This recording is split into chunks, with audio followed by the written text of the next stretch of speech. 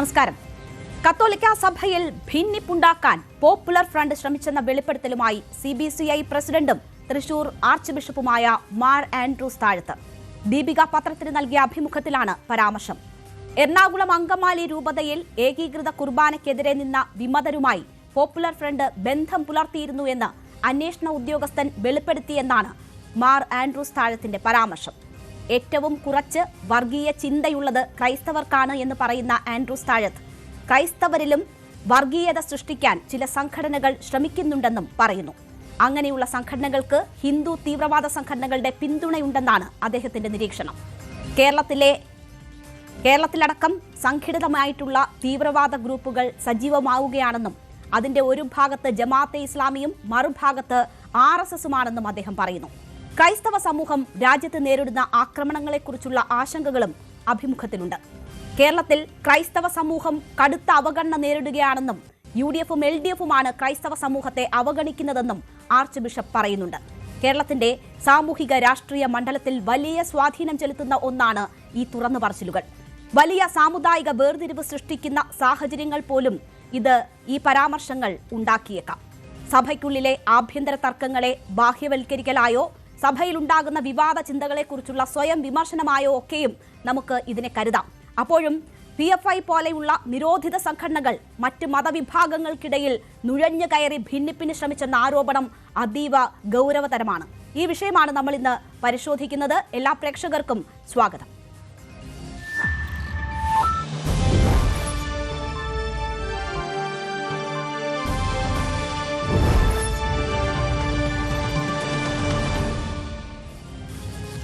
കത്തോലിക്ക സഭയിൽ PFI നുഴഞ്ഞു കയറിയോ? ഈ ചർച്ചയിൽ എനിക്കൊപ്പം ചേരുന്നത്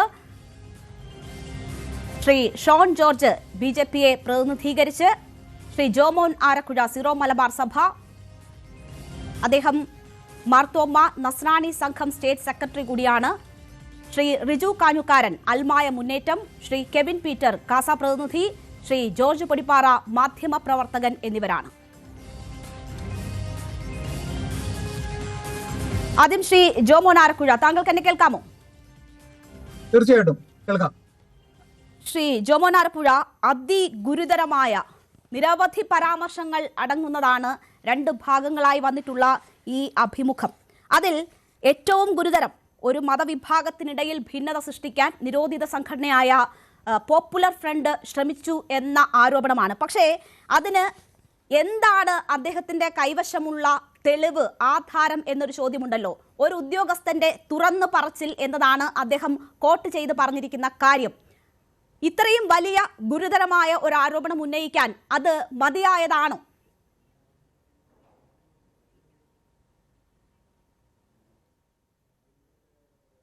ഹലോ, കേൾക്കാമോ? കേൾക്കാം. സംസാരിക്കാലോ? എന്റെ ചോദ്യം കേട്ടിരുന്നോ? തീർച്ചയായിട്ടും കേട്ടു. ഓക്കെ, പറഞ്ഞോളൂ. ഒന്നാമതായും ഈ ഒരു മാർ ആൻഡ്രൂസ് താഴത്ത് പിതാവിന്റെ പരാമർശം വന്നത് ദീപിക പോലെ ഒരു പ്രമുഖ പത്രത്തിന് കൊടുത്ത ഒരു അഭിമുഖത്തിലാണ്. ഒന്നാമത്തെ വസ്തുത അത്. രണ്ടാമത്തെ കാര്യം, ഈ ആരോപണം ഉന്നയിച്ചത് CBCIയുടെ അധ്യക്ഷൻ മാർ ആൻഡ്രൂസ് താഴത്ത് പിതാവാണ്. അദ്ദേഹം ഇന്ത്യയിലെ മുഴുവൻ മെത്രാന്മാരുടെ സംഘടനയായ അതിന്റെ പ്രസിഡന്റായി സേവനം ചെയ്യുന്ന ഒരു വ്യക്തിയാണ്. അപ്പൊ ആരാണ് ആരോപണം ഉന്നയിച്ചത്? ഇത് എവിടെയാണ് ഈ അഭിമുഖം ഉണ്ടായത്? മൂന്നാമത്തെ വസ്തുത, ആർക്കെതിരെ ആണ് ഈ ആരോപണം എന്നുള്ളത്. ഒന്ന്, ഇന്ത്യൻ ഒരു രാഷ്ട്രീയ ഒരു രാഷ്ട്രീയത്തിലെ പ്രബല സംഘടനയായ രാഷ്ട്രീയ പ്രസ്ഥാനമായ അവരുടെ ഒരു സംഘടനയ്ക്കെതിരെ ഒന്നാമത്തെ ഒരു ആരോപണം. ഒരു മുസ്ലിം വിഭാഗത്തിലെ തന്നെ തീവ്രവാദ സംഘടനയും നിരോധിത സംഘടനയ്ക്കെതിരെയുമാണ് ഈ ആരോപണം വന്നിട്ടുള്ളത്. അപ്പോൾ ഈ 4 വസ്തുതകൾ നമ്മൾ കണക്കിലെടുത്താൽ ഇത് ഒരിക്കലും കേരള സമൂഹം എന്നല്ല, ഒരു സഭാ സമൂഹം ചെറുതായി കാണേണ്ട വസ്തുതയല്ല, ഇത് തള്ളിക്കളയേണ്ട വസ്തുതയുമല്ല. അതുകൊണ്ട് തന്നെ മാർ ആൻഡ്രൂസ് താഴത്ത് പിതാവ് ഈ ആരോപണം ഉന്നയിച്ചിട്ടുണ്ട് എങ്കിൽ ഒരു കാരണവശാലും ഇത് ചെറുതായി കാണരുത്. ഇതിന്റെ തുടർ അന്വേഷണങ്ങളുമായി മുന്നോട്ട് പോകണം എന്നുള്ളതാണ് എനിക്ക് ആദ്യമായി പറയാനുള്ള കാര്യം. രണ്ടാമത്തെ വസ്തുത, ശ്രീ ജോമോൻ ആലപ്പുഴ, ഞാൻ ഒരൊറ്റ കാര്യം ഒന്ന് ചോദിച്ചോട്ടെ. ഇവിടെ ഇപ്പോൾ താങ്കൾ, ഞാൻ സൂചിപ്പിച്ചു ഇതിന്റെ ആഘാതം എത്ര വലുതാണ്, അല്ലെങ്കിൽ എത്രമാത്രം പ്രത്യാഘാതം ഉണ്ടാക്കാവുന്ന പരാമർശങ്ങളാണ് നടത്തിയതെന്നത് ഞാൻ സൂചിപ്പിച്ചു. താങ്കളും അത് തള്ളിക്കളയുന്നില്ല. അപ്പോൾ അത്രയും ഗൗരവമുള്ള ഒരു കാര്യം പറയുമ്പോൾ അതിനുള്ള അടിസ്ഥാനം എന്ത് എന്നതാണ് ചോദ്യം. അത് ഏതെങ്കിലും ഒരു ഉദ്യോഗസ്ഥന്റെ തുറന്നു പറച്ചിൽ മാത്രം മതിയോ, അതോ അതിനപ്പുറമുള്ള കൺവിക്ഷൻ അദ്ദേഹത്തിനുണ്ടോ? അതിന്റെ അടിസ്ഥാനത്തിൽ തന്നെയാണോ ഈ പറഞ്ഞിരിക്കുന്നത്? അതുകൊണ്ടാണ് ഞാൻ പറഞ്ഞത്, ഇത് ആരോപണം ഉന്നയിച്ചത് ഒരു പ്രധാനപ്പെട്ട വ്യക്തിയാണ്. അപ്പൊ അത് പിതാവിനോട് ഈ കാര്യം പറഞ്ഞുവെന്ന് പറയുന്നത് ഒരു അന്വേഷണ ഉദ്യോഗസ്ഥനാണ്. അതുകൊണ്ട് ഇതിന്റെ അന്വേഷണങ്ങളുമായി മുന്നോട്ട് പോകണം. അതിന്റെ ആ കാര്യങ്ങൾ മുന്നോട്ട് പോകുമ്പോൾ ഇതിന്റെ വസ്തുതകൾ സുതാര്യമാകുന്ന രീതിയിൽ ഇത് സഭാസമൂഹവും പൊതുസമൂഹവും അവർക്കത് അറിയാനുള്ള ബാധ്യതയുണ്ട്. കാരണം ഇത് കേരളത്തിൽ തന്നെ രണ്ട് സമുദായങ്ങൾ തമ്മിൽ ഭിന്നിപ്പ് രൂക്ഷമായേക്കാവുന്ന ഒരു വസ്തുതയാണ്. ഇതിനകത്ത് ഞങ്ങളെ പോലെയുള്ള സവാത്മക സംഘടനകൾ ഇത്തരത്തിലുള്ള കാര്യങ്ങളെ വിലയിരുത്തി കാണുമ്പോൾ ഞങ്ങൾക്കിത് ശരിയാണ്, പിതാവിന്റെ ആരോപണം വസ്തുത ഉള്ളതാണ്, അത് തള്ളിക്കളയാവുന്നതല്ല എന്ന് ഞങ്ങൾ അതിൽ വിശ്വസിക്കുന്നുണ്ടെങ്കിൽ അതിന് അടിസ്ഥാനപരമായ കാരണങ്ങളുണ്ട്. കാരണം ഏറ്റവും കുറഞ്ഞത് സീറോ മലബാർ സഭ കഴിഞ്ഞ 10 വർഷം എടുത്താൽ തകർന്ന തരിപ്പണമായ അവസ്ഥയിലേക്ക് എത്തി നിൽക്കാൻ ഇതൊരു കാരണമാണ്. അതിന്റെ അടിസ്ഥാനപരമായ വസ്തുതകൾ അക്കമിട്ട് നമുക്ക് നിരത്തി പറയാൻ സാധിക്കും. എറണാകുളത്തെ പ്രശ്നങ്ങൾ, അതുകൊണ്ടാണ് പിതാവ് വ്യക്തമായി സൂചിപ്പിച്ചത്, ചില എറണാകുളത്തെ തന്നെ ചില സംഘടനകളെ ഉപയോഗിച്ചുകൊണ്ട്, വ്യക്തികളെ ഉപയോഗിച്ചുകൊണ്ട്, വൈദികരെ തന്നെ ഉപയോഗിച്ചുകൊണ്ട് ഇത്തരത്തിലുള്ള തീവ്രവാദ സംഘടനകളുടെ പ്രവർത്തനങ്ങൾ എറണാകുളത്ത് ശക്തമാണ്. അതിന് തുടർ ചർച്ചകളിൽ ഞാനത് വ്യക്തമായിട്ട് താങ്കൾ പ്രാഥമികമായി അത് വളരെ ഗൗരവത്തോടു കൂടി ഉന്നയിച്ചിട്ടുള്ള ആരോപണമാണ്. അത് ഏതെങ്കിലും അടിസ്ഥാനമില്ലാത്തൊരു പരാമർശമോ ഒന്നുമല്ല, തികഞ്ഞ ബോധ്യത്തിൽ ഉന്നയിച്ചിട്ടുള്ള ആരോപണം എന്നതാണല്ലോ വിശദീകരിച്ചത്. ഞാൻ താങ്കളിലേക്ക് വരാം. ശ്രീ റിജു കാഞ്ഞുകാരൻ, നോക്കൂ, സഭയ്ക്ക് വേണ്ടി, സഭയുടെ നല്ലതിന് വേണ്ടി എന്ന് പറഞ്ഞാണ് നിങ്ങൾ സഭയ്ക്കുള്ളിലെ പ്രശ്നങ്ങൾ ചൂണ്ടിക്കാട്ടുകയും ഈ ഏകീകൃത കുർബാന അടക്കമുള്ള വിഷയങ്ങളിൽ ഇടപെടുകയും വലിയ രീതിയിൽ നിങ്ങളുടെ ആവശ്യങ്ങൾക്ക് വേണ്ടി നിലയുറപ്പിക്കുകയും ഒക്കെ ചെയ്തത്. സഭയിൽ വലിയ രീതിയിലുള്ള ഭിന്നിപ്പിന് അത് വഴിവെച്ചു. നോക്കൂ, നിരോധിത സംഘടനയായ PFIയുടെ പിന്തുണയിലാണ് ഇതൊക്കെ നടന്നത് അവിടെ എന്നതാണ് മാർ ആൻഡ്രൂസ് താഴത്ത് പറയുന്നത്.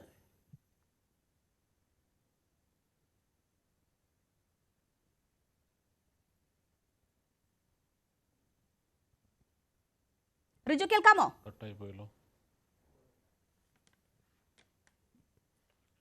ഇപ്പൊ കേൾക്കാം, ഒന്നും പറഞ്ഞോളൂ.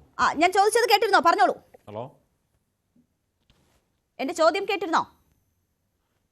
ഞങ്ങളെ സംബന്ധിച്ചിടത്തോളം എറണാകുളം ചോദ്യം ക്ലിയർ ആയില്ല എങ്കിൽ പോലും ഞാൻ പറയാൻ തുടങ്ങുകയാണ്. കാരണം ഞാൻ പറയുന്നത് കേൾക്കുന്നുണ്ടല്ലോ. ഇപ്പൊ കേൾക്കാം. എറണാകുളം അങ്കമാലി അതിരൂപതയെ സംബന്ധിച്ചിടത്തോളം എറണാകുളം അങ്കമാലി അതിരൂപത സീറോ മലബാർ സഭയിലെ ഏറ്റവും പ്രമുഖമായ ഒന്നാമത്തെ അതിരൂപതയാണ്. അതോടൊപ്പം തന്നെ ഭാരതത്തിൽ തന്നെ ഏറ്റവും വലിയ രണ്ടാമത്തെ അതിരൂപതയും എറണാകുളം അങ്കമാലി അതിരൂപതയാണ്.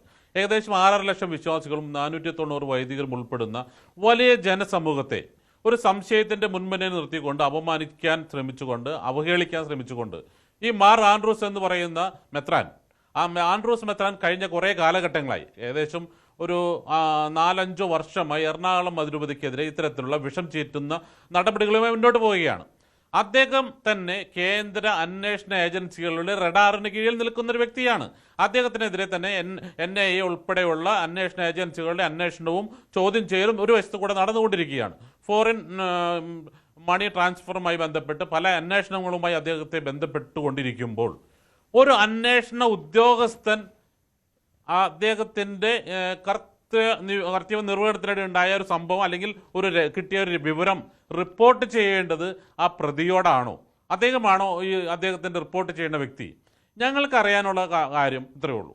മാർ ആൻഡ്രൂസ് താഴത്തിന് ഇതിനെക്കുറിച്ച് വ്യക്തമായ ധാരണയുണ്ട് എങ്കിൽ, കൃത്യമായ വിവരം ലഭിച്ചിട്ടുണ്ടെങ്കിൽ, ആ അന്വേഷണ ഉദ്യോഗസ്ഥൻ പറഞ്ഞ കാര്യങ്ങൾ കൃത്യതയുണ്ടെങ്കിൽ, ആ അന്വേഷണ ഉദ്യോഗസ്ഥൻ്റെ പേരും വിവരവും സഹിതം ഈ വക തെളിവുകൾ എൻ്റെ മുമ്പിലുണ്ട്. ഇത്തരത്തിൽ കത്തോലിക്ക സഭയിലെ ആരാധനക്രമമായി കുർബാന വിഷയത്തിൽ PFI പോലുള്ള തീവ്രവാദ സംഘടനകളുടെ നുഴഞ്ഞുകയറ്റം ഉണ്ടായിട്ടുണ്ട് എന്ന് എനിക്ക് വ്യക്തമായ ബോധ്യമുണ്ട് എങ്കിൽ അദ്ദേഹം അത് കൃത്യമായി അന്വേഷണ ഏജൻസിക്ക് മുമ്പിൽ വെക്കട്ടെ. അന്വേഷണ ഏജൻസികൾ അതുമായി ബന്ധപ്പെട്ട അന്വേഷണങ്ങൾ നടത്തട്ടെ.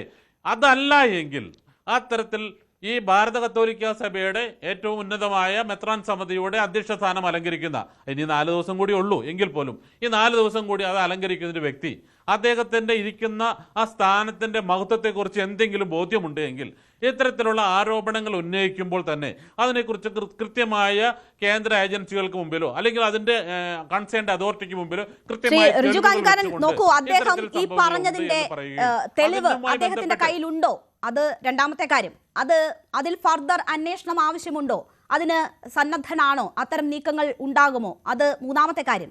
ഏറ്റവും പ്രാഥമികമായിട്ട് ഞാൻ താങ്കളോട് ചോദിച്ച ചോദ്യം, ഇത് നിങ്ങൾക്കെതിരെ ഉയർന്ന ഗൗരവതരമായിട്ടുള്ള വിഷയമാണല്ലോ. താങ്കൾ അതിൽ മറുപടി പറയാതെ അദ്ദേഹം നേരിടുന്ന അന്വേഷണത്തെക്കുറിച്ചും അദ്ദേഹത്തിന്റെ മറ്റ് ലക്ഷ്യങ്ങളെക്കുറിച്ചും പറയാതെ നിങ്ങൾക്കെതിരെയാണ് ഉയർന്നിരിക്കുന്ന ആരോപണം. അതിൽ നിങ്ങൾ PFIയുടെ ചട്ടുകമായി പ്രവർത്തിക്കുകയായിരുന്നു സഭയ്ക്കുള്ളിൽ എന്നതാണല്ലോ ആരോപണം. ഞാൻ ആദ്യമേ പറഞ്ഞല്ലോ, പറയാം. ഞാൻ പറഞ്ഞല്ലോ, ഞാൻ നിങ്ങൾ ചോദിച്ച ചോദ്യം ക്ലിയർ ആയില്ലായിരുന്നു. ഇപ്പോഴാണ് ചോദ്യം ക്ലിയർ ആയത്. ഞാൻ പറയാം. എറണാകുളം അങ്കമാലി അതിരൂപതയിലെ ഈ 6 ലക്ഷം വിശ്വാസികളും ഇതുമായി ബന്ധപ്പെട്ട് പ്രവർത്തന രംഗത്ത് കഴിഞ്ഞ 8-9 വർഷക്കാലമായി എറണാകുളം അതിരൂപതയുടെ ഈ പ്രതിഷേധ സമരമുഖത്ത് നേതൃത്വം നൽകുന്ന വ്യക്തി എന്ന നിലയ്ക്ക് ഞാൻ പറയുന്നു, ഞങ്ങളുടെ അൽമായ മുന്നേറ്റം അല്ലെങ്കിൽ ഞങ്ങളുമായി ബന്ധപ്പെടുന്ന സഭാ സമൂഹത്തിൽ ഞങ്ങളുടെ വൈദികരടക്കം ആരെങ്കിലും ഈ PFI എന്ന സംഘടനയോ അല്ലെങ്കിൽ മറ്റേതെങ്കിലും ആൻറ്റി ക്രിസ്ത്യൻ മൂവ്മെൻറ്റുമായോ അല്ലെങ്കിൽ അത്തരത്തിലുള്ള ഏതെങ്കിലും സംഘടനകളുമായോ ബന്ധപ്പെടുന്ന വിവരങ്ങളോ രേഖകളോ ഉണ്ട് എങ്കിൽ അത് അന്വേഷണ ഏജൻസികൾ മുമ്പിൽ വയ്ക്കട്ടെ. അതല്ല എങ്കിൽ സഭാ സിനഡുണ്ട്. ഈ എറണാകുളത്തെ ഈ സംഭവത്തെക്കുറിച്ച് അഭിപ്രായം പറയാൻ അർഹതപ്പെട്ട ആളാരാണ്? ഇവിടുത്തെ മേജർ ആർച്ച് ബിഷപ്പാണ്, അല്ലെങ്കിൽ ഇവിടുത്തെ അപ്പസ്തോലിക് വികാരി അല്ലെങ്കിൽ പാമ്പ്ലാനി പിതാവാണ്. ഇവരെ രണ്ടുപേരും മുമ്പിലോ അല്ലെങ്കിൽ സിനഡിന് മുമ്പിലോ ഇത്തരം വിവരങ്ങൾ വെക്കാൻ എന്തിന് മാർ ആൻഡ്രൂസ് ആഴ്ത്ത ഭയക്കുന്നു? ആ വിവരങ്ങൾ വെച്ചിട്ട് അതിന് കൃത്യമായ അന്വേഷണം നടക്കട്ടെ. ഞങ്ങളെ സംബന്ധിച്ചിടത്തോളം, ഞങ്ങൾ എറണാകുളം അങ്കമാലി അതിരൂപത അൽമായ മുന്നേറ്റത്തെ സംബന്ധിച്ചിടത്തോളം, അതിന് നേതൃത്വം നൽകുന്ന വ്യക്തികളെ സംബന്ധിച്ചിടത്തോളം ഞങ്ങൾ ഇന്നോ ഇന്നലെയോ ഈ സഭാ സമൂഹത്തിൻ്റെ ഭാഗമായ ആളുകളല്ല. ഞങ്ങളൊക്കെ കഴിഞ്ഞ 30-40 വർഷങ്ങളുമായി എറണാകുളം അതിരൂപതയുടെ അൽമായ നേതൃത്വ രംഗത്ത് കാറ്റഗിസം, കുടുംബ unit, parish council, pastor council എന്ന തലങ്ങളിലൊക്കെ രൂപതാ തലത്തിലും സംസ്ഥാന തലത്തിലും ദേശീയ തലത്തിലും നിരന്തര കാലഘട്ടങ്ങളായി പ്രവർത്തിച്ചു വരുന്ന ആളുകളാണ്. ഞങ്ങൾക്കൊന്നും മറയ്ക്കാനില്ല, ഞങ്ങൾക്കൊന്നും മൂടിവെക്കാനുമില്ല. ഈ വക വിവരങ്ങൾ കിട്ടിയ മെത്രാൻ ആൻഡ്രൂസ് ഈ വക വിവരങ്ങൾ ഉണ്ട് എങ്കിൽ അതിൻ്റെ തെളിവ് സഹിതം അതിൻ്റെ കൺസേൺഡ് അതോറിറ്റിക്ക് മുമ്പിൽ അല്ലെങ്കിൽ സീറോ മലബാർ സിനഡിന് മുമ്പിൽ വെക്കുകയാണ് വേണ്ടത്. അത് വെക്കാൻ അദ്ദേഹത്തിന് ആർജവും ഇല്ല എങ്കിൽ അദ്ദേഹം അത് പിൻവലിച്ച് മാപ്പ് പറയാനുള്ള ഉത്തരവാദിത്വം അദ്ദേഹത്തിനുണ്ട്. ഞങ്ങൾക്ക് മറ്റൊരു കാര്യം കൂടി പറയാനുണ്ട്. ഈ വ്യക്തി കഴിഞ്ഞ 2 വർഷം മുമ്പ് ഇതേ ആവശ്യവുമായി ഇത്തരത്തിലുള്ള ഒരു റിപ്പോർട്ടുമായി വത്തിക്കാനെ സമീപിച്ചിരുന്നു. അത് വത്തിക്കാനെ സമീപിച്ചപ്പോൾ അത് എങ്ങനെയോ ലീക്കായി പുറത്തു വന്നു. ഇതുമായി ബന്ധപ്പെട്ട് ഞങ്ങൾ നൽകിയ പരാതിയുടെ പുറത്താണ് ഇദ്ദേഹത്തെ എറണാകുളം അതിരൂപതയുടെ മെത്രാപോലിത്ത ചുമതലയിൽ നിന്ന് നീക്കം ചെയ്തത്. അതിൻ്റെ ജാള്യത മറയ്ക്കാൻ 1.5 വർഷക്കാലം എറണാകുളം അതിരൂപതയുടെ ചുമതലയുണ്ടായിരുന്ന വ്യക്തി എറണാകുളം അതിരൂപതയിൽ ഒരു പള്ളിയിൽ പോയി കുർബാന അർപ്പിക്കാൻ പോലും കഴിയാതെ പിന്മാറേണ്ടി വന്ന വ്യക്തി. ഈ തൃശ്ശൂർക്കാരായ പൊടിപ്പാറ സാറിനൊക്കെ അറിയാം. തൃശ്ശൂരൊക്കെ ഇപ്പം പണ്ടൊക്കെ ഞങ്ങളുടെ നാട്ടിൽ പറയും പട്ടി ചന്തയ്ക്ക് പോയ പോലെ. ഇപ്പം തൃശ്ശൂർക്കാർ പറയുന്നത് ആൻഡ്രൂസ് എറണാകുളത്ത് പോയ പോലെ എന്നാണ് പറയുക. അത്രമാത്രം നാണം കെട്ട് ഇവിടെ നിന്ന് തിരിച്ചു പോയതിൻ്റെ ജാള്യത മറയ്ക്കാൻ കഴിഞ്ഞ 2 വർഷക്കാലമായി എറണാകുളം അതിരൂപതയിലെ 6 ലക്ഷം വിശ്വാസികളെയും വൈദികരെയും അപകേളിക്കുന്ന, അപഹസിക്കുന്ന ഇത്തരത്തിലുള്ള നിരുത്തരവാദിത്തപരമായ പ്രസ്താവനകളുമായി മുന്നോട്ട് പോകുന്ന ഒരു മെത്രാൻ, അദ്ദേഹത്തെ പുറത്താക്കുകയും അദ്ദേഹത്തിനെതിരെ നടപടിയെടുക്കുകയാണ് ഞങ്ങൾ വേണ്ടത്. അതിനുവേണ്ടിയാണ് ഞങ്ങൾ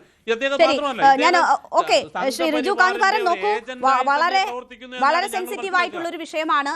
വലിയ ഭിന്നിപ്പിന് ഇട നൽകിയേക്കാവുന്ന പല കണ്ടന്റും ആ ഇന്റർവ്യൂവിലുണ്ട്. അതുകൊണ്ട് തന്നെ താങ്കൾ എന്തെങ്കിലും പറയുന്നുണ്ടെങ്കിൽ അതിന്റെ ഉത്തരവാദിത്വം താങ്കൾക്ക് മാത്രമായിരിക്കും. ഓരോരുത്തരും ഈ ചർച്ചകളുടെ ഭാഗമാകുന്ന ഓരോരുത്തരും ആ റെസ്പോൺസിബിലിറ്റി ഏറ്റെടുക്കണം എന്നത് കൂടി ഞാൻ പറയുകയാണ്. താങ്കൾ ഇപ്പോൾ ഒരു പക്ഷേ അദ്ദേഹത്തെ ആ നിലയിൽ കാണുന്നവർക്ക് ബുദ്ധിമുട്ടുണ്ടാക്കുന്ന ഒരു പരാമർശം നടത്തിയതുകൊണ്ട് ഞാൻ പറഞ്ഞതാണ്. പറഞ്ഞോളൂ, പറഞ്ഞു പൂർത്തിയാക്കിക്കോളൂ. ഞാൻ പറഞ്ഞു പൂർത്തിയാക്കാം. അദ്ദേഹം കഴിഞ്ഞ 2 വർഷക്കാലമായി CBCI അതായത് മെത്രാൻ സമിതിയുടെ അധ്യക്ഷനാണ്. ആ വ്യക്തി ഇത്രയും ഉത്തരവാദിത്തപ്പെട്ട തലത്തിലിരിക്കുന്ന വ്യക്തി കഴിഞ്ഞ കാലഘട്ടങ്ങളിൽ കഴിഞ്ഞ 2 വർഷക്കാലം ഇന്ത്യയിൽ എമ്പാടും ക്രൈസ്തവ ന്യൂനപക്ഷം നേരിടേണ്ടി വരുന്ന പീഡനങ്ങളെക്കുറിച്ചോ അക്രമങ്ങളെക്കുറിച്ചോ ഒരു വാക്ക് കൊണ്ടുപോലും ഒരു പ്രസ്താവന കൊണ്ടുപോലും താങ്കൾക്ക് ആ ഒരു കേന്ദ്ര സർക്കാരിനെയോ സംഘപരിവാർ സംഘടനകളെയോ അപലപിക്കുകയോ പ്രതികരിക്കുകയോ ചെയ്യാതെ മണിപ്പൂരിൽ പോലും ഇടപെടാതെ നോക്കി നിന്ന വ്യക്തിയാണ്. ഇവിടെ ഒരു വർഗീയ ധ്രുവീകരണം നടത്താൻ വേണ്ടി ഇത്തരത്തിൽ ഈ കഴിഞ്ഞ നാളുകളിൽ വെള്ളപ്പള്ളി നടേശനെ വെച്ചും സുമാരൻ പണിക്കരെ വെച്ചും നടത്തിയ പോലെ ക്രൈസ്തവ സമൂഹത്തിൽ പുതിയ വിള്ളലുണ്ടാക്കാൻ അല്ലെങ്കിൽ ക്രൈസ്തവ മുസ്ലിം വിരോധം വളർത്തിയ ഒരു ധ്രുവീകരണം ഉണ്ടാക്കാൻ ശ്രമിക്കുന്ന മാർ ആൻഡ്രൂസ് താഴത്ത് ഒരു സംഘപരിവാർ ഏജന്റായി ക്രൈസ്തവ സഭയുടെ നേതൃത്വ സ്ഥാനത്ത് നിന്നുകൊണ്ട് സിനഡിൽ നിന്നുകൊണ്ട് ഇവിടെ ഒരു വിള്ളൽ പക്ഷേ നോക്കൂ, ക്രൈസ്തവ സഭയുടെ ഉന്നത സ്ഥാനത്ത് ഇരുന്നു കൊണ്ട് മറ്റൊരു ഏജന്റായി പ്രവർത്തിക്കുന്നു എന്ന് താങ്കൾ പറയുമ്പോൾ ആ അഭിമുഖത്തിന് രണ്ട് ഭാഗങ്ങളുണ്ടല്ലോ. അതിൽ എല്ലാത്തരം വർഗീയതയ്ക്കും എതിരായി സംസാരിക്കുന്നുണ്ട്. മറ്റ് വർഗീയതകൾ ഏതൊക്കെ വിധത്തിലാണ് ഇൻഫ്ലുവൻസ് ചെലുത്തുന്നത് എന്നത് പറയുന്നുണ്ട്. രാജ്യത്ത് ക്രൈസ്തവരുടെ അവസ്ഥ എന്താണെന്ന് പറയുന്നുണ്ട്. നമ്മുടെ ചർച്ചയുടെ രണ്ടാം ഘട്ടത്തിൽ നമുക്ക് അതിലേക്ക് എത്താം. അപ്പോൾ അങ്ങനെ ഏതെങ്കിലും വിഭാഗത്തെ സംരക്ഷിച്ചുകൊണ്ടോ അവരുടെ വാദങ്ങൾ ഉയർത്താൻ വേണ്ടിയോ മാത്രമുള്ള ഒരു സംഭാഷണമായി തോന്നുന്നില്ല. എല്ലാത്തിനെയും കുറിച്ച് അതിൽ പറയുന്നുണ്ട്. രണ്ട് ഭാഗങ്ങളുള്ളതിൽ എല്ലാം വരുന്നുണ്ട്. അങ്ങനെ ഒരു കാര്യം ചൂണ്ടിക്കാട്ടുമ്പോൾ ഞാൻ താങ്കളിലേക്ക് വരാം. ശ്രീ ജോമോൻ ആരക്കുഴ, നോക്കൂ, ഇത് ഉത്തരവാദിത്തപ്പെട്ട, താങ്കൾ പറഞ്ഞു ബോധ്യത്തിന്റെ അടിസ്ഥാനത്തിൽ നിന്നുകൊണ്ടാണ് ആ ഉത്തരവാദിത്തപ്പെട്ട ഇരിക്കുന്ന വ്യക്തി ഇങ്ങനെ ഒരു പരാമർശം നടത്തിയിട്ടുള്ളത് എന്നതാണ്. നോക്കൂ, ഇത് ഈ സഭയിലെ ഈ ആരാധനാക്രമവുമായി ബന്ധപ്പെട്ടുള്ള വിഷയം എത്ര നാൾ നമ്മൾ ചർച്ച ചെയ്യുന്ന വിഷയമാണ്. ആ ഘട്ടങ്ങളിൽ എവിടെയെങ്കിലും ഈ വിഷയം ഉയർത്തിക്കാണിച്ചിട്ടുണ്ടോ? ഈ ക്രൈസ്തവ സഭയ്ക്കുള്ളിൽ ഈ വിഷയം ചർച്ച ചെയ്യേണ്ട ഇടങ്ങളിൽ പറഞ്ഞിട്ടുണ്ടോ? അങ്ങനെ ചർച്ചയുണ്ടായിട്ടുണ്ടോ? എന്തുകൊണ്ടാണ് ഈ സമയം ഇങ്ങനെ ഒരു തുറന്നു പറച്ചിൽ നടത്തുന്നത്? അതും ഏതോ ഒരു അന്വേഷണ ഉദ്യോഗസ്ഥനെ കോട്ട് ചെയ്തുകൊണ്ട് നടത്തുന്ന ഒരു പരാമർശം. അതിനപ്പുറം എന്തെങ്കിലും തെളിവ് ഇതുമായി ബന്ധപ്പെട്ടുണ്ടോ? അല്ലെങ്കിൽ ഇത് വലിയ ഗൗരവതരമായ വിഷയമാണല്ലോ.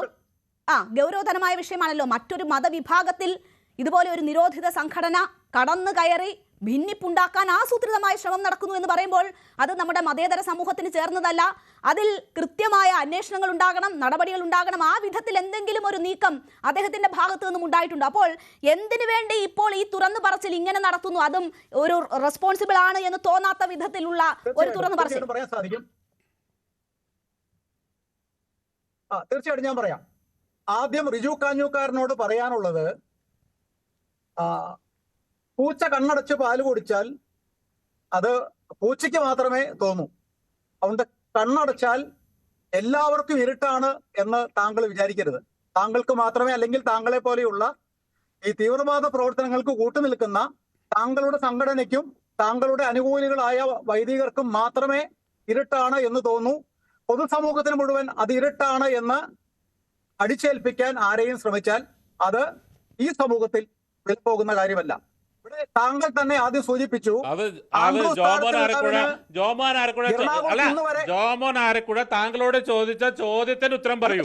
അല്ലാതെ റിജു കാഞ്ഞുകാരൻ കണ്ണടിച്ചാണോ പാലുടിക്കുന്നത്? റിജു കാഞ്ഞുകാരൻ കണ്ണ് തുറന്നാണോ പാലുടിക്കുന്നത്? അല്ല, കണ്ണ് തുറന്നാണോ പാലുടിക്കുന്നത്? അല്ലല്ലോ ചർച്ച. താങ്കളോട് ചോദിച്ച ചോദ്യത്തിന് മറുപടി പറയൂ.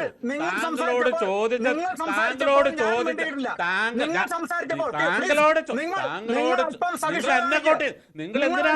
നിങ്ങൾ എന്തിനാണ് എന്നെ കോട്ട് ചെയ്യുന്നത്? ഞാൻ നിങ്ങളെ കോട്ട് ചെയ്തില്ലല്ലോ. നിങ്ങൾ എന്നെ കോട്ട് ചെയ്തത് നിങ്ങൾ ആരാണ്? നിങ്ങൾ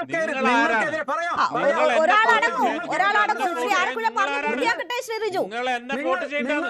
നിങ്ങളോട് ചോദിച്ച ചോദ്യത്തിന് മറുപടി പറയൂ. ഇല്ലല്ല, അയാളോട് ചോദിച്ച ചോദ്യത്തിന് മറുപടി പറയൂ. ശരി, നിങ്ങൾ എന്നോട് പറയേണ്ടത് നിങ്ങൾ ആങ്കറോട് പറയൂ. നിങ്ങൾ ആങ്കറോട് പറയൂ. നിങ്ങൾ ആങ്കറോട് പറയൂ. അദ്ദേഹം കേട്ടോളും. താങ്കൾ പറയൂ. എന്റെ ചോദ്യത്തിലേക്കും കൂടി വന്ന് അതിന് മറുപടി പറഞ്ഞോളൂ. താങ്കൾ പറയൂ. നിങ്ങൾ ചോദ്യത്തിലേക്ക് വരൂ. നിങ്ങൾ ചോദ്യത്തിന് മറുപടി പറയൂ. നിങ്ങൾ സമയം കളയണ്ട, ചോദ്യത്തിലേക്ക് വരാം. നിങ്ങൾ തന്നെ പറഞ്ഞു താഴത്തെ പിതാവിനെ എറണാകുളത്ത് വന്ന് കുർബാന ചെല്ലാൻ പോലുള്ള അവസരം ലഭിച്ചിട്ടില്ല, ശ്രമിച്ചിട്ടില്ല. നിങ്ങൾ ആരോപിച്ച ആരോപണമാണ്. നിങ്ങൾ ഇവിടെ ആൻഡ്രൂസ് താഴത്ത് പിതാവ് പലവട്ടം കുർബാന ചെല്ലാനായി എറണാകുളത്ത് വന്നപ്പോൾ നിങ്ങൾ 200-ൽ പരം ഗുണ്ടകൾ ബസിലിക്ക ദേവാലയത്തിന് തലേ ദിവസം രാത്രി അകത്ത് കയറി അന്ന് പിതാവിനെ വണ്ടിയിൽ നിന്ന് പോലും ഇറക്കാൻ കഴിയാത്ത രീതിയിൽ ഇവിടെ അതിശക്തമായ സംഘർഷ പ്രവർത്തനങ്ങൾക്ക് നേതൃത്വം നൽകിയത് ഇവിടെ പിതാവിന് കുർബാന ചെല്ലാൻ സാധിച്ചില്ല എന്ന ആരോപണം ഉന്നയിച്ച റിജു കാഞ്ഞൂക്കാരനും ഷൈജു ആന്റണി സഹിതം നിങ്ങളുടെ അൽമായ മുന്നേറ്റം എന്ന് പറയുന്ന തീവ്രവാദ ഗുണ്ടാ സംഘടനയാണ്. അപ്പൊ നിങ്ങളുടെ ആരോപണം നിങ്ങൾ പിൻവലിക്കാൻ നിങ്ങൾ തയ്യാറാകണം. പിതാവിനെ കൊണ്ട് കുർബാന ചെല്ലിക്കാത്ത നിങ്ങൾ തന്നെ ശരി, പറയുന്നു. കുർബാന ചൊല്ലാത്തതല്ലല്ലോ ശ്രീ ജോമോൻ ആലപ്പുഴ. നമ്മളുടെ ഇപ്പോഴത്തെ വിഷയം കുർബാന ചൊല്ലാത്തതല്ലല്ലോ. നോക്കൂ ഇവിടെ ED അന്വേഷണം ഉൾപ്പെടെ പല അന്വേഷണ ഏജൻസികളുടെയും റഡാറിലാണ് മാർ ആൻഡ്രൂസ് താഴത്ത് എന്നതാണ് ചൂണ്ടിക്കാട്ടിയത് റിജു കാഞ്ഞുകാരൻ. ആ രീതിയിൽ അന്വേഷണ ഏജൻസികളുടെ റഡാറിലായിരുന്ന വ്യക്തി ചില താല്പര്യ സംരക്ഷണത്തിനായി ഉന്നയിച്ച ആരോപണം എന്നാണ് പറയുന്നത്. താങ്കൾ ആ വിഷയത്തിലേക്ക് വരും. അല്ല, അതേ വിഷയത്തിലേക്ക് തന്നെ വരണമെങ്കിൽ റിജുക്കാരൻ ആ വിഷയം ആദ്യമേ ഉന്നയിക്കാൻ പാടില്ലായിരുന്നു. അദ്ദേഹം ആദ്യം കൃത്യമായ വിഷയത്തിലേക്ക് തന്നെ വരണമായിരുന്നു. ഞാനിവിടെ വ്യക്തമായിട്ട് പറഞ്ഞ കാരണം എന്താണ്? ആൻഡ്രൂസ് താഴത്ത് പിതാവിനെ പോലൊരാള് ഇത്തരത്തിലൊരു ആരോപണം ഉന്നയിക്കുമ്പോൾ അതിൽ വസ്തുതയുണ്ട് എന്ന് ഇവിടെ എറണാകുളത്തെ അൽമായ മുന്നേറ്റക്കാരും എറണാകുളത്ത് നേതൃത്വം നൽകുന്ന ഈ വൈദികരും ഇവിടെ നടത്തിയ ഈ അതിശക്തമായിട്ടുള്ള അക്രമ പ്രവർത്തനങ്ങൾ, ഞാൻ വളരെ ലളിതമായിട്ടൊരു കാര്യം ചോദിക്കാം. ഇവിടെ കുർബാന പ്രശ്നവുമായി ബന്ധപ്പെട്ട് കിടക്കുന്ന ഒരു പ്രശ്നമായിട്ട് ഈ വിഷയം ഇപ്പൊ ചർച്ച ചെയ്യേണ്ടി വരുന്നു. കാരണം ഇവിടെ സീറോ മലബാർ സഭയിലെ തന്നെ ഒരു കുർബാനയ്ക്ക് വേണ്ടി എറണാകുളത്തെ 350-ൽ പരം വൈദികരും അൽമായർ എന്ന, ഇവിടെ ഇദ്ദേഹം പറഞ്ഞു കുറെ 10-30 വർഷമായിട്ട് ഇവര് വലിയ തലപ്പത്തും പാസ്റ്റർ കൗൺസിലില് വലിയ സംഘടനയുടെ തലപ്പത്തൊക്കെ ഇരുന്ന ആൾക്കാരാണെന്നുള്ള രീതിയിൽ ഇദ്ദേഹം വലിയ വാദങ്ങൾ ഉന്നയിച്ചു.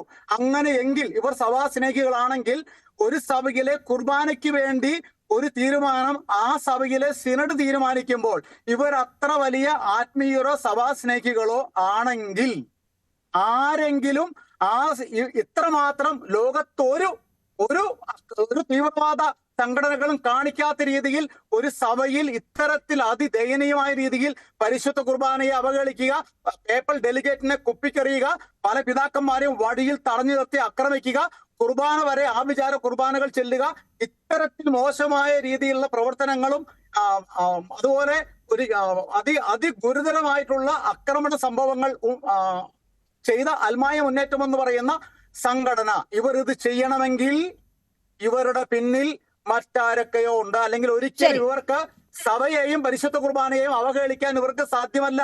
ഇവരുടെ പിന്നിൽ ആളുകളുണ്ട്. ഈ സഭയെ തകർക്കാനായി ഇവരുടെ പിന്നിൽ പണം ഒഴുകുന്നുണ്ട്, ഇവരുടെ പിന്നിൽ ആളുകളുണ്ട്, വ്യക്തമാണ്.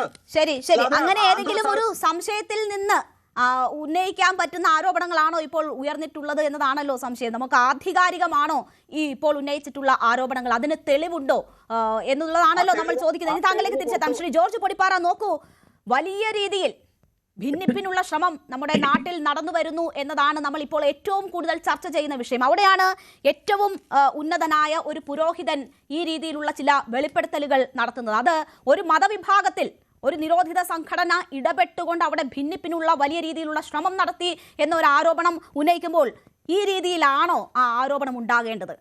ഇത്രയും ഗൗരവമായ ഒരു വിഷയം വന്നിട്ടുണ്ട് എങ്കിൽ ഇത് ഈ രീതിയിൽ ഏതെങ്കിലും ഒരു അഭിമുഖത്തിൽ പറഞ്ഞു പോവുകയാണോ അദ്ദേഹം ചെയ്യേണ്ടത്? താങ്കൾ എങ്ങനെയാണ് ഈ സാഹചര്യത്തെ നോക്കിക്കാണുന്നത്?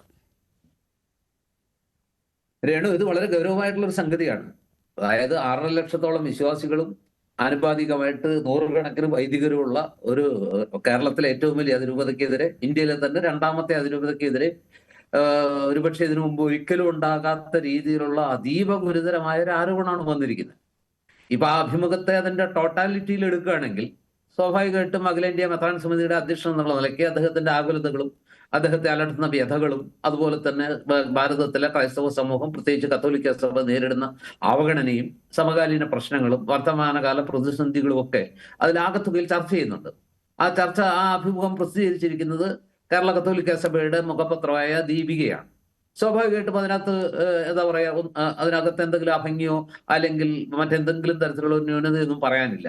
അത് പറയാനും അങ്ങനെ ഒരു അഭിമുഖം നടത്താനും ആ അഭിമുഖം പ്രസിദ്ധീകരിക്കാനും ബാധ്യസ്ഥമായ ഒരു പ്രസിദ്ധീകരണം തന്നെയാണ് ദീപിക എന്ന് പറയുന്നത്. ഇദ്ദേഹമാകട്ടെ ഇപ്പോൾ ഉടനെ തന്നെ ഈ CBCIയുടെ അഖിലേന്ത്യാ സമ്മേളനം നടക്കുകയാണ്. അതിലൊരു പക്ഷേ അദ്ദേഹം അതിന്റെ ചെയർമാൻ സ്ഥാനത്ത് നിന്ന്, അധ്യക്ഷ സ്ഥാനത്ത് നിന്ന് ഒരു പക്ഷേ പുതിയൊരാൾ വന്നേക്കാം.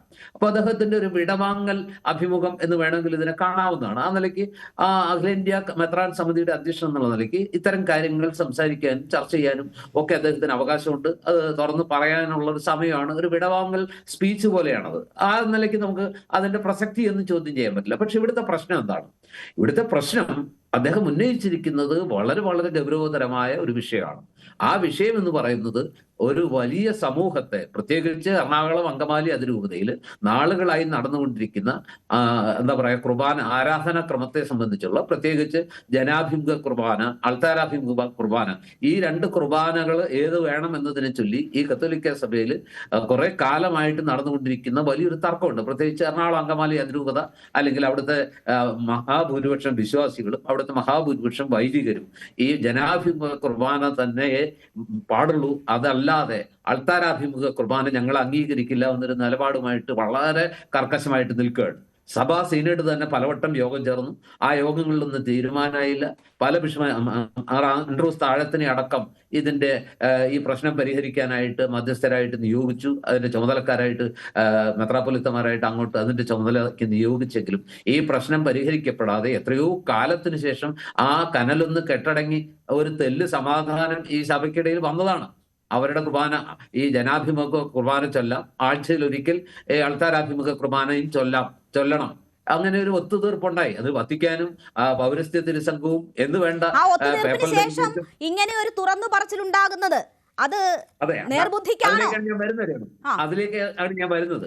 അപ്പൊ അങ്ങനെ ഒരു സമാധാനത്തിന്റെ ഏറെക്കാലത്തെ ആ സ്ഥലം കച്ചവടം, സ്ഥലം വിൽപ്പന തുടങ്ങി ഒരുപാട് വിഷയങ്ങൾ, അതിനകത്ത് നമുക്കറിയാം ആലഞ്ചേരിക്ക് പോലും സ്ഥാനം ഒഴിയേണ്ടി വന്നത് ഈ വിവാദങ്ങളുടെയൊക്കെ പശ്ചാത്തലത്തിലാണ്. അങ്ങനെ ഒരുപാട് വെള്ളം പെരിയാറ്റിക്കൂടെയൊക്കെ ഒഴുകിപ്പോയി. ഒരുപാട് ആരോപണങ്ങൾ, കോടതി കയറി കേസ് പുക്കാർ, അങ്ങനെ ഒരുപാട് സംഭവങ്ങളുണ്ടായി. അങ്ങനെ ഒത്തിരി നാളത്തെ ചർച്ചകൾക്കും ഒത്തുതീർപ്പ് ശ്രമങ്ങൾക്കും സംഘർഷങ്ങൾക്കും സംഘടനകൾക്കും ഒരു പള്ളിയിൽ ഒരിക്കലും ഉണ്ടാകാൻ പാടില്ലാത്ത, അല്ലെങ്കിൽ ഒരു സഭയിൽ, കത്തോലിക്ക സഭ പോലെ ഇത്രയും കെട്ടുറപ്പുള്ള ഒരു സഭയിൽ ഒരിക്കലും ഉണ്ടാകാൻ പാടില്ലാത്ത അനിഷ്ട സംഭവങ്ങൾക്ക്, നിർഭാഗ്യകരമായ പല സംഗതികൾക്കും സാക്ഷ്യം വഹിച്ചതിന് ശേഷം സമാധാനം ഏറെക്കുറെ കൈവന്നു, ഒരു ശാന്തത വന്നു, ഡോൺ ശാന്തമായി ഒഴുകാൻ തുടങ്ങുന്നു എന്നൊക്കെ പറയുന്ന പോലെ ശാന്തമായി ഒഴുകുന്നു. ആ രീതിയിലേക്ക് കാര്യങ്ങൾ എത്തിയൊരു ഘട്ടത്തിൽ CBCയുടെ അധ്യക്ഷ പദവിയിൽ ഇരിക്കുന്ന ഒരാള് വളരെ ഗുരുതരമായ ഒരു ആരോപണം ഉന്നയിച്ചിരിക്കുകയാണ്. അതായത് ഈ എറണാകുളം അങ്കമാലി അതിരൂപതയിലെ ഈ പറഞ്ഞ അൽമായ മുന്നേറ്റം എന്ന സംഘടനയും അവർക്കൊപ്പം നിന്ന വൈദികരും അവരെ പിന്തുണച്ച ചില സഭാധ്യക്ഷന്മാരുണ്ടല്ലോ, മെത്രാന്മാരും ഉണ്ടല്ലോ, അതുപോലെ വികാരി ജനറൽമാരുണ്ട്, ഇവരെല്ലാം ഈ PFI എന്ന് പറയുന്ന വർഗീയ സംഘടനയുടെ, അല്ലെങ്കിൽ മുസ്ലിം സമുദായത്തിലെ ഏറ്റവും വർഗീയത ആരോപിക്കപ്പെടുന്ന, കേന്ദ്ര സർക്കാർ നിരോധിച്ച നേതാക്കളെല്ലാം ജയിലിൽ കിടക്കുന്ന ഒരു സംഘടനയുടെ പിന്തുണ ഉണ്ടായിരുന്നു. എന്തിനായിരുന്നു ആ പിന്തുണയെന്നും കൂടി അദ്ദേഹം പറയുന്നുണ്ട്. അദ്ദേഹം പറയുന്നത് കേരളത്തിലെ കത്തോലിക്ക സഭ എന്ന് പറയുന്നത് ഏറ്റവും സുസംഘടിതമായ, ക്രിസ്തു മതത്തിൽ കേരളത്തിലെ ഏറ്റവും സുസംഘടിതമായ ഒരു സമുദായമാണ്. ആ സമുദായത്തിൽ ഭിന്നതയുണ്ടാക്കി കേരളത്തിലെ ക്രൈസ്തവരുടെ ശക്തി ക്ഷയിപ്പിച്ച് ഈ സഭയെ ഭിന്നിപ്പിച്ച് അതിന്റെ വളർച്ച, അതിന്റെ പുരോഗതി, അതിന് ഇടപെട്ടുകൊണ്ടിരിക്കുന്ന സാമൂഹ്യ വിഷയങ്ങള്, ആലയങ്ങള്, വിദ്യാഭ്യാസ സ്ഥാപനങ്ങൾ, ഇതിലെല്ലാം മെജോറിറ്റി കേരളത്തിലെ ക്രൈസ്തവ സഭയ്ക്കാണ്, പ്രത്യേകിച്ച് കത്തോലിക്ക സഭയ്ക്കാണ്. ആ കത്തോലിക്ക സഭയെ ക്ഷീണിപ്പിക്കുക, തളർത്തുക, അങ്ങനെ അതിന്റെ കെട്ടുറപ്പ് നഷ്ടപ്പെടുത്തി അങ്ങനെയുള്ള ഒരു വലിയ ദുരുദ്ദേശത്തോടു കൂടിയാണ് ഈ PFI ഇതിനകത്ത് നുഴഞ്ഞു കയറി എറണാകുളം അങ്കമാലി അതിരൂപതയിലെ സമരസംഘടനയായ, അല്ലെങ്കിൽ ഈ എതിർപ്പുകൾക്കും പ്രതിഷേധങ്ങൾക്കും സമരങ്ങൾക്ക് നേതൃത്വം നൽകിയ അൽമായ മുന്നേറ്റം വഴി വലിയൊരു അട്ടിമറി നീക്കമാണ് നടത്തിയത് എന്നാണ് അദ്ദേഹം പരോക്ഷമായി സൂചിപ്പിക്കുന്നത്. അതിന് അദ്ദേഹം പറയുന്നത് ഒരു അന്വേഷണ ഉദ്യോഗസ്ഥനാണ് തന്നോട് ഇത് വെളിപ്പെടുത്തിയത്. വളരെ വിശദമായിട്ടൊന്നും ആ ഇന്റർവ്യൂവിൽ ഈ കാര്യങ്ങൾ പറയുന്നില്ല. പക്ഷെ വരികൾക്കിടയിലൂടെ ഒരുപാട് വായിക്കാനുണ്ട്. ഈ സമരം ഒരു സ്വാഭാവികമായി ഉണ്ടായ ഒരു ആരാധന ക്രമത്തെ ചൊല്ലിയുള്ള ഒരു തർക്കത്തിന്റെ പേരിൽ ഉണ്ടായതല്ല, മറിച്ച് മറ്റു ചില ലക്ഷ്യങ്ങളോടെ ആരുടെയൊക്കെ എന്താ പറയാ ബാഹ്യ ശക്തികൾക്ക് വശംവദപ്പെട്ട് സീറോ മലബാർ സഭയുടെ നേതൃത്വത്തെ തകർക്കാനും അതിന്റെ കെട്ടുറപ്പ് തകർക്കാനും അതിലെ ഐക്യം തകർത്ത് അതിനെ ഭിന്നതയുടെ ഒരു കൂടാരമാക്കി മാറ്റി തമ്മിലടുപ്പിച്ച് ക്ഷയിപ്പിക്കാനുള്ള ഒരു ലോങ് ടൈം, ഒരു മാസ്റ്റർ പ്ലാനിന്റെ ഇരകളായി മാറുകയാണ് അൽമായ മുന്നേറ്റം ചെയ്തത് എന്ന് പറയുന്ന ആരോപണമുണ്ടല്ലോ. അത് എറണാകുളം അങ്കമാലി അതിരൂപതയിലെ ലക്ഷക്കണക്കിന് വിശ്വാസികളെയും നൂറുകണക്കിന് വൈദികരെയും അപമാനിക്കുന്ന ഒരു പ്രസ്താവനയാണ്, ഒരു സംശയമില്ല. അല്ലെങ്കിൽ വളരെ സോളിഡ് ആയിട്ടുള്ള പ്രൂഫ് അദ്ദേഹത്തിന്റെ ഭാഗത്ത് ഉണ്ടാവണം. കാരണം CBCക്ക് അധ്യക്ഷനാണ് ഇത് പറയുന്നത്. അദ്ദേഹം ഇത് പറയുമ്പോൾ ഇതിന് എന്ത് വെയിറ്റ് ഉണ്ടെന്ന് നമ്മൾ ആലോചിക്കണം. വെറും ഒരാളല്ല, വെറും ഒരു മെത്രാനല്ല, അഖിലേന്ത്യാ മെത്രാൻ സമിതിയുടെ അധ്യക്ഷൻ ഒരു വിടവാങ്ങൽ അഭിമുഖത്തിൽ ആരോപിക്കുകയാണ് എന്ന് പറഞ്ഞാൽ അതൊരു ചില്ലറ ആരോപണമല്ല, അതൊരു ഒന്നൊന്നര ആരോപണമാണ്. തീർച്ചയായും ആ ഗൗരവം അതിനുണ്ട്. അപ്പോൾ ആ ഉത്തരവാദിത്തം അദ്ദേഹം നിറവേറ്റിയോ എന്നതാണല്ലോ നമ്മുടെ സംശയം. ഞാൻ ഷോൺ ജോർജിനെ ഈ ചർച്ചയിൽ പ്രതീക്ഷിച്ചിരുന്നതാണ്.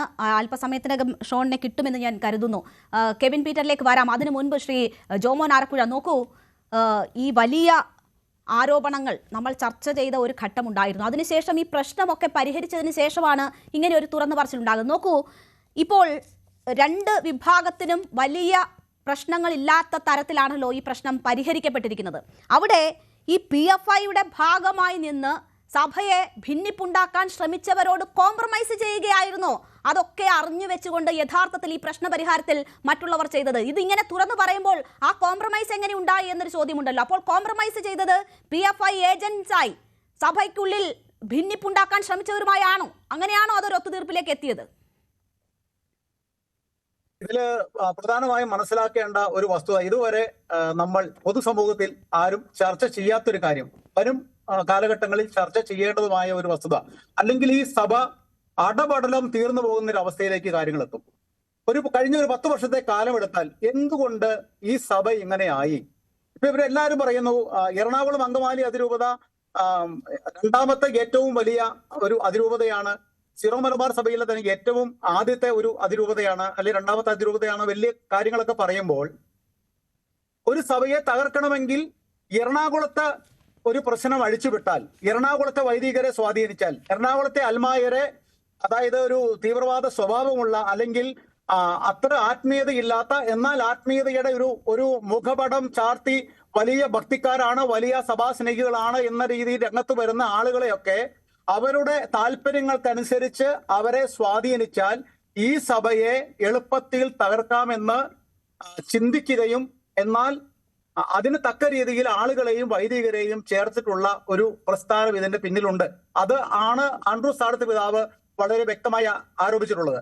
ഇവിടെ എനിക്ക് സ്ക്രീൻ ഷെയർ ചെയ്യാനായിട്ട് മാർഗമില്ല. നമ്മൾ ഒരു സമയത്ത് വളരെ നല്ല രീതിയിൽ ലോകം മുഴുവൻ കണ്ട വീഡിയോയാണ്. ഷൈജു ആന്റണി, റിജു കാഞ്ഞൂക്കാരൻ അടങ്ങിയ ഒരു വട്ടം ഈ പറയുന്ന ആൻഡ്രൂസ് താഴത്ത് പിതാവ് ആരോപണം ഉന്നയിച്ച, അതായത് PFI പോലുള്ള തീവ്രവാദ സംഘടനകൾ എറണാകുളത്തെ അൽമായരെയും വൈദികരെയും ഇത്തരത്തിലുള്ള കാര്യങ്ങൾക്ക് സഭയെ തകർക്കാൻ ഉപയോഗിച്ചിട്ടുണ്ട് എന്ന് പറയുന്ന ആളുകൾ ഈ പറയുന്ന ആൻഡ്രൂസ് താഴത്ത് പിതാവിനെ താൻ ആരോ എന്ന് ചോദിച്ചുകൊണ്ട് ഭീഷണിപ്പെടുത്തി തന്റെ കയ്യും കാലും തല്ലി ഒടിക്കുമെന്ന് പറഞ്ഞവരാണ് കുറച്ചു മുമ്പ് ഇവിടെ ഇരുന്നിട്ട് പറഞ്ഞത് ഞങ്ങൾ സീറോ മലബാർ സഭയിലെ വലിയ സഭാസ്നേഹികളും തലപ്പത്തിരിക്കുന്നവരുമാണ്. ആര്? മെത്രാമാരെ കയ്യും കാലും തല്ലി ഒടിക്കുന്നവരോ, ശരി, കുർബാനയെ അവഗണിക്കുന്നവരോ?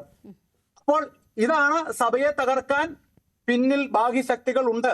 ഇതിനകത്ത് കോംപ്രമൈസോ കാര്യങ്ങളൊന്നും, കോംപ്രമൈസ് വന്നത് എവിടെയാണ്? എനിക്കൊരു പ്രധാനമായിട്ടൊരു ചോദ്യം ചോദിക്കാനുള്ളത്, ഇവിടെ കുർബാന പ്രശ്നം ആരംഭിച്ച സമയത്താണ് എറണാകുളം അങ്കമാലി അതിരൂപതയിലെ സകല പള്ളികളിലും ഈ പറയുന്ന വെള്ളനൈറ്റിക്കാർ, ഇവിടുത്തെ വൈദികർ അങ്ങനെ വിളിക്കാൻ പറ്റത്തുള്ളൂ, ഇവർ ഇട്ടിരിക്കുന്ന ലോഹയൊന്നുമില്ല, വെള്ളനൈറ്റി, അവർ അൾട്ടാരയിൽ നിന്ന് അവരപ്പോൾ തന്നെ ആലഞ്ചേരി പിതാവിനെയും ഭൂമി വിവാദവും എടുത്തിട്ട് സകല നുണകളും ആരോപിച്ചുകൊണ്ട് ഇവിടെ വിശ്വാസികളെ മുഴുവൻ തെറ്റിദ്ധരിപ്പിച്ചു. ഈ കുർബാന പ്രശ്നം നടക്കുന്ന സമയത്ത് ആദ്യത്തെ ഇവരുടെ ആരോപണം ഭൂമി വിവാദവും പണവും മാത്രമായിരുന്നു. ഇവിടെ ആലഞ്ചേരി പിതാവ് സ്ഥാനം ഒഴിഞ്ഞപ്പോൾ ഇവർക്ക് നഷ്ടപ്പെട്ടു പോയ പണം വേണ്ടേ? എന്താ ഇപ്പൊ ഇവരുടെ വായിൽ ആരാ കൊണ്ട് പണം തള്ളിയത്? അണ്ണാക്കിൽ ആരാണ് കൊണ്ട് പഴം അടിച്ചു കയറ്റിയതാരാണ്? ഇപ്പൊ അവർക്ക് പണം നഷ്ടപ്പെട്ടു പോയ പണത്തിന്റെ കണക്ക് അവർക്ക് എവിടെ പോയി? ആർക്കെങ്കിലും പറയാനുണ്ടോ? കഴിഞ്ഞൊരു രണ്ടു വർഷത്തിന് മുകളിലായിട്ട് ഭൂമി വിവാദം അവർ ഉണ്ടാറില്ല. ആലഞ്ചേരി പിതാവിന് താഴെ ഇറക്കുക എന്നുള്ളത് മാത്രമായിരുന്നു അവരുടെ ഉദ്ദേശം. ആലഞ്ചേരി പിതാവ് ഒരിക്കല് ഈ ആൻഡ്രൂസ് താഴത്ത് പിതാവ് ഉന്നയിച്ച അതേ ആരോപണം ആലഞ്ചേരി പിതാവ് പറഞ്ഞിട്ടുണ്ട്, പിന്നിൽ ബാഹ്യശക്തികളുണ്ട് നമ്മുടെ. എന്തുകൊണ്ട് നേരത്തെ പറഞ്ഞ ആവശ്യങ്ങളിൽ ഇപ്പോൾ ഉറച്ചു നിൽക്കുന്നില്ല? നിങ്ങളുടെ ഉദ്ദേശം സാധിച്ചു കഴിഞ്ഞോ? ഞങ്ങളുടെ ഉദ്ദേശം സ്ഥാപിച്ചു കഴിഞ്ഞു എന്ന് ഇദ്ദേഹത്തോട് ആരാണ് പറഞ്ഞത്? ഇദ്ദേഹം ആരാണ്? എറണാകുളം അതിരൂപതയുടെ അൽമായരും വിശ്വാസികളും വൈദികരും. ജോർജ് സാറിനറിയാം, അതായത് ഞങ്ങൾ ഇവരെ പോലെ അടിമകളല്ല, അടിമകൾ. അതായത് മെത്രാന്മാർ എന്ത് പറഞ്ഞാലും അത് ദൈവവചനം പോലെ അത് മാത്രമാണ് ശരിയെന്ന് വിചാരിക്കുന്നവരല്ല. ഞങ്ങൾക്ക് ഞങ്ങളുടേതായ നിലപാടുകളുണ്ട്, ഞങ്ങളുടേതായ വിശ്വാസങ്ങളുണ്ട്, ഞങ്ങളുടേതായ പാരമ്പര്യങ്ങളുണ്ട്. ആ പാരമ്പര്യങ്ങൾക്ക് ഞങ്ങൾ ആ പാരമ്പര്യമാണ്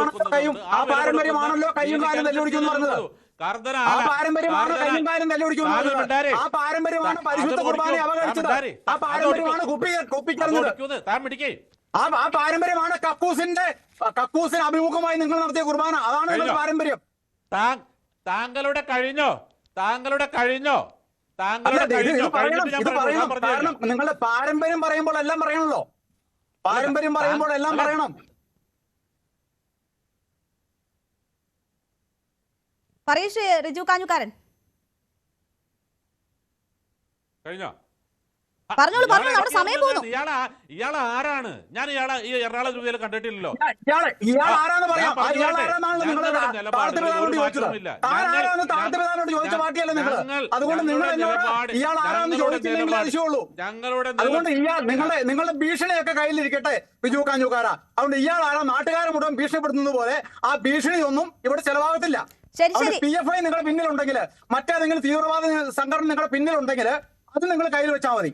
ഭീഷണി വേണ്ട. അതാണ് നിൽക്കട്ടെ. റിജു പറഞ്ഞു പൂർത്തിയാക്കിക്കോ. എനിക്ക് മറ്റതിഥികളിലേക്ക് പോകണം. ഞാൻ സംസാരിക്കാൻ അനുവദിക്കുന്നുണ്ട് എങ്കിൽ പറഞ്ഞു പൂർത്തിയാ. അല്ല, അതിന് പോണേ ഇയാളോട് ഉണ്ടായിരിക്കാം. അയാളോട് എനിക്ക് മൈക്ക് ഓഫ് ചെയ്യൂ.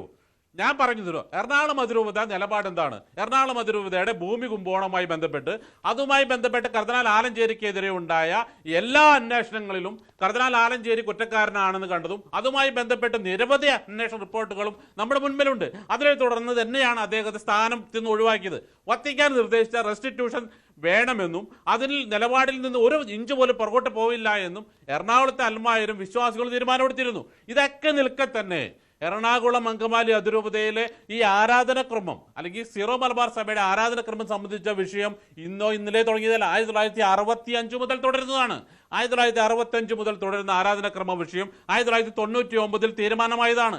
അതിനെ തുടർന്ന് എല്ലായിടത്തും ശാന്തമായ നിലയിൽ കാര്യങ്ങൾ പോയിക്കൊണ്ടിരുന്നപ്പോൾ ഒരു രൂപതയിൽ നിന്നും ഒരു അൽമായനും പറഞ്ഞിട്ടില്ല ഞങ്ങൾക്ക് കുർബാന ഏകീകരണം വേണമെന്ന്.